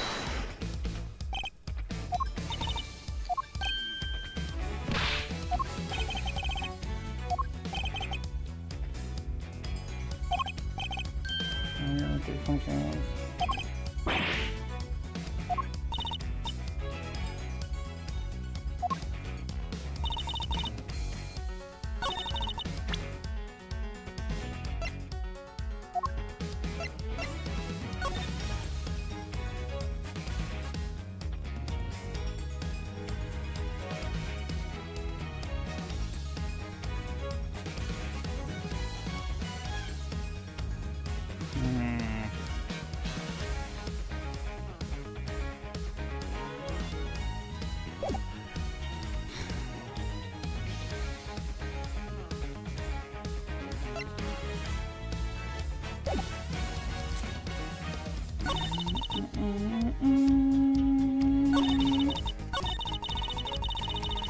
I don't want to look it up because I feel like I'm gonna be mad as fuck if I find out the answer.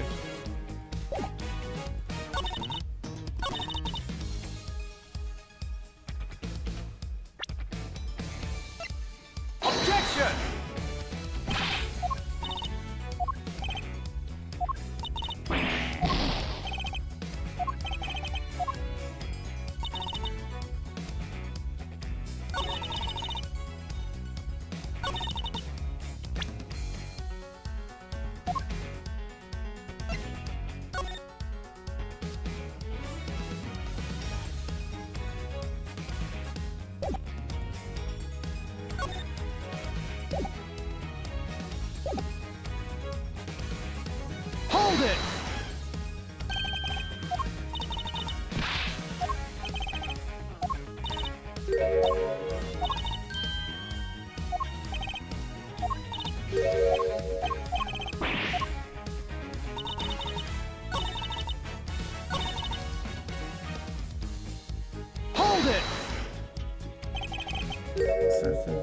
that.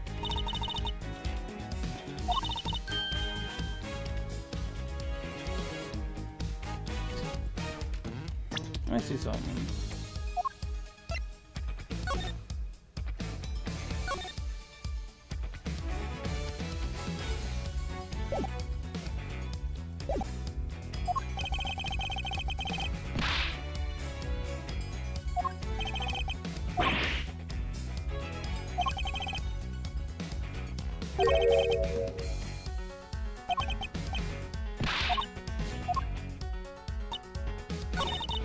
I really do feel like it has to be this statement. Objection! But I don't know what evidence to you know what? We're gonna... Y'all, honestly, low-key, if it gets to a point where... No, I don't want you to tell me what. I'll just leave it for next time.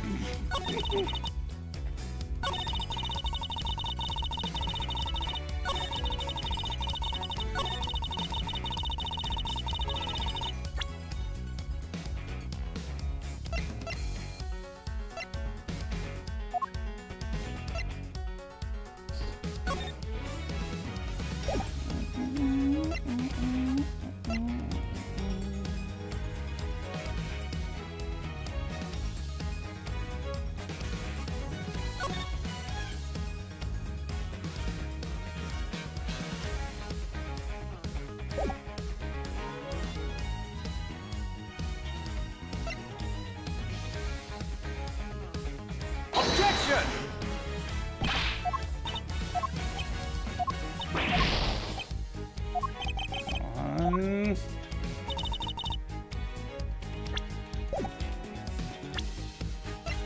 I can do this.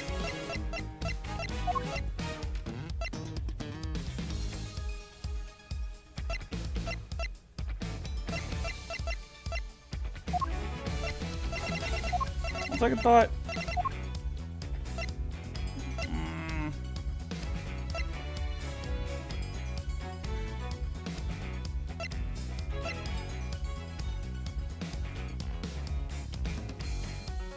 Objection!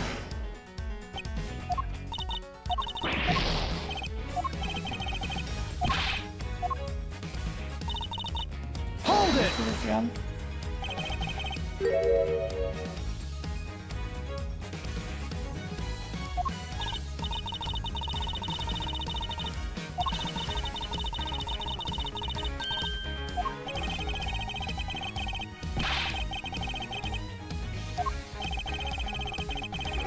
The corners.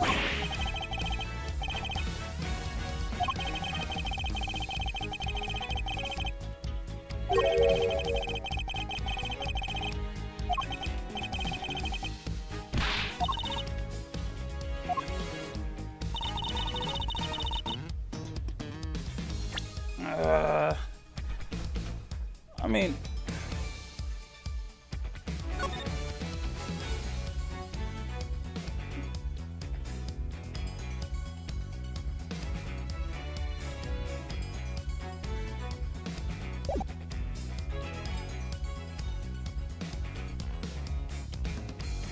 yeah, tell me the evidence piece at least, because at this point I'm gonna be annoyed until the day I die, and I swear to God, if it's the mask, I'm gonna be very annoyed.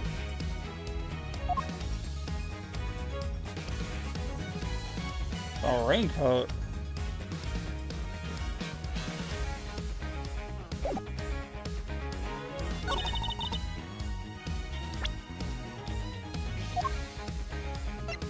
Objection! No.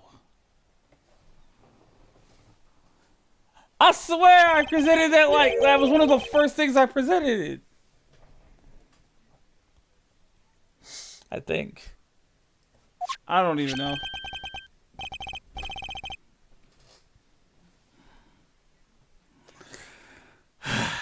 I hate it here. The one Miss Ringer was wearing. I warn you, Mr. Edgeworth, you will not be thanked for retreading old ground here. I might have to regardless. Oh, you'll answer me this, Judge Gavel. Most of the victim's bloodstains were found on the coat. Do you remember where exactly they were found? Of course, they were found on the hood, and...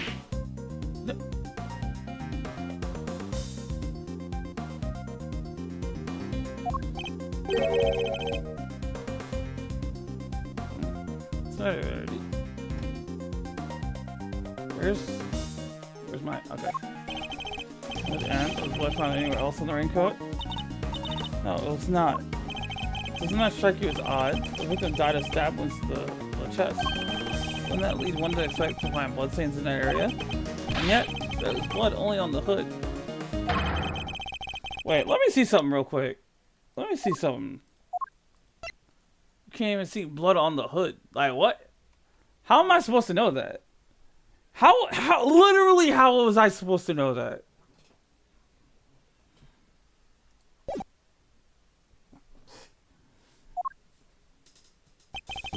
Doing the victim suffered wasn't just some incidental injury. It was inflicted before the stab went to her chest. Oh, you know what? I think I understand why I was supposed to know that, actually. Now that I think about it. Because it specifically mentions those two things. And even in the photo, you could see the head wound as well as the stab wound. But I wrote that off because it said that it was post-mortem for the head wound. Which is, you know, after death. I, like many other people, most likely.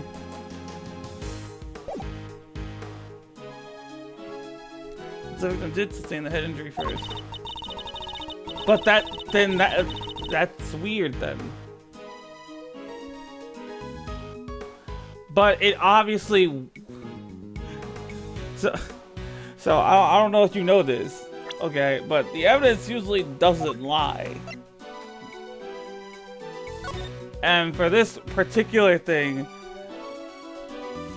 it says they suffered a head injury post-mortem, then I gotta take it at face value because it's the evidence.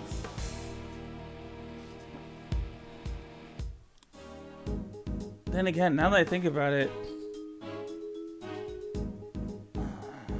I don't know. So if she had been stabbed first, there should be blood in the chest area of the raincoat.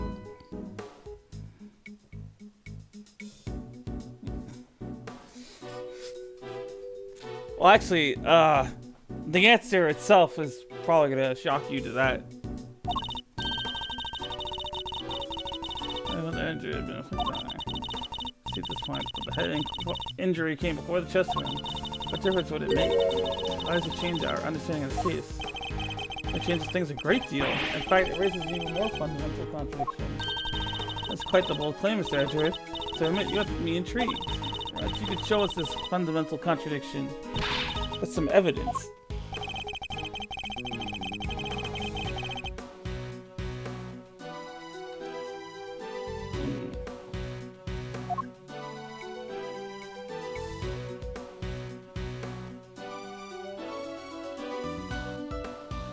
I don't even know this.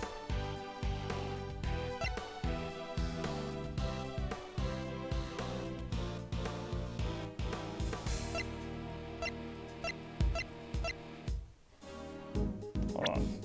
So, you can see this up the 100 here.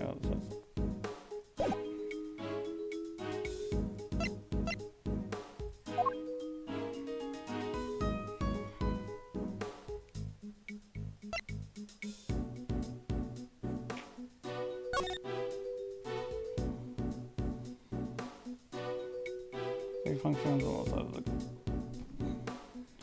also suffered a hand injury.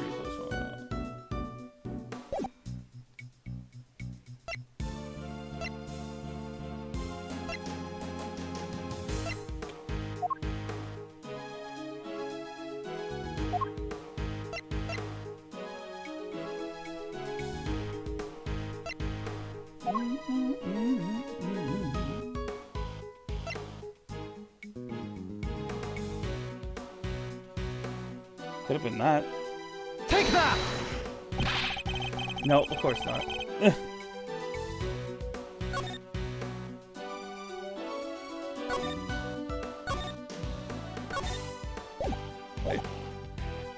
Where exactly is this gonna put me?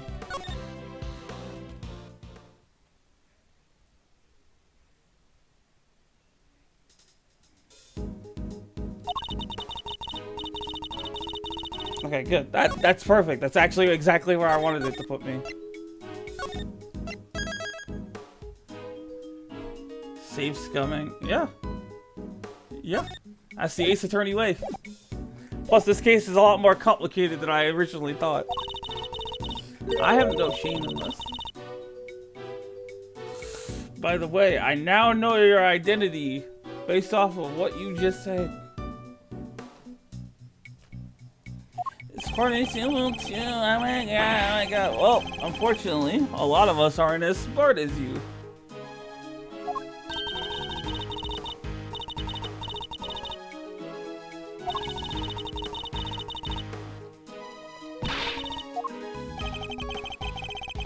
The context of the audio, the injuries reveals.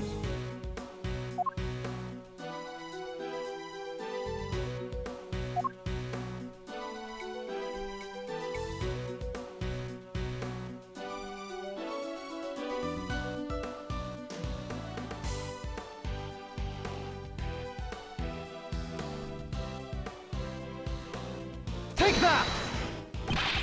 No, of course not.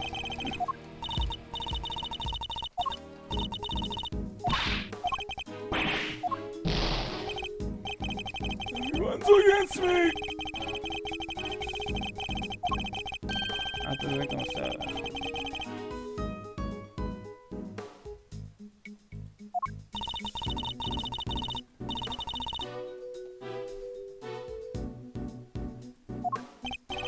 Oh, the candelabra.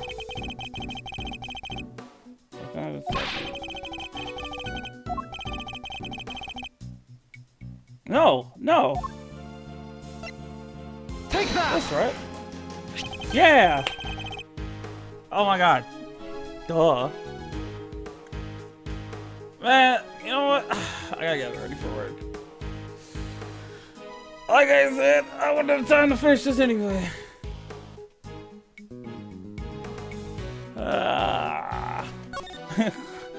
I love that we're leaving this problem for the next time because this trial goes on for a lot longer than just this. And plus, we'll have time to do like the beginning of the next chapter too. So hopefully that'll work. This was frustrating for all the wrong reasons. All right, I'm about to head out. So I will see you all next time. I've been your host for this evening, Azrael Kuranushi. And hopefully next time we have an easier stream because God knows this was kicking my eyes. But take care everyone and goodbye for now.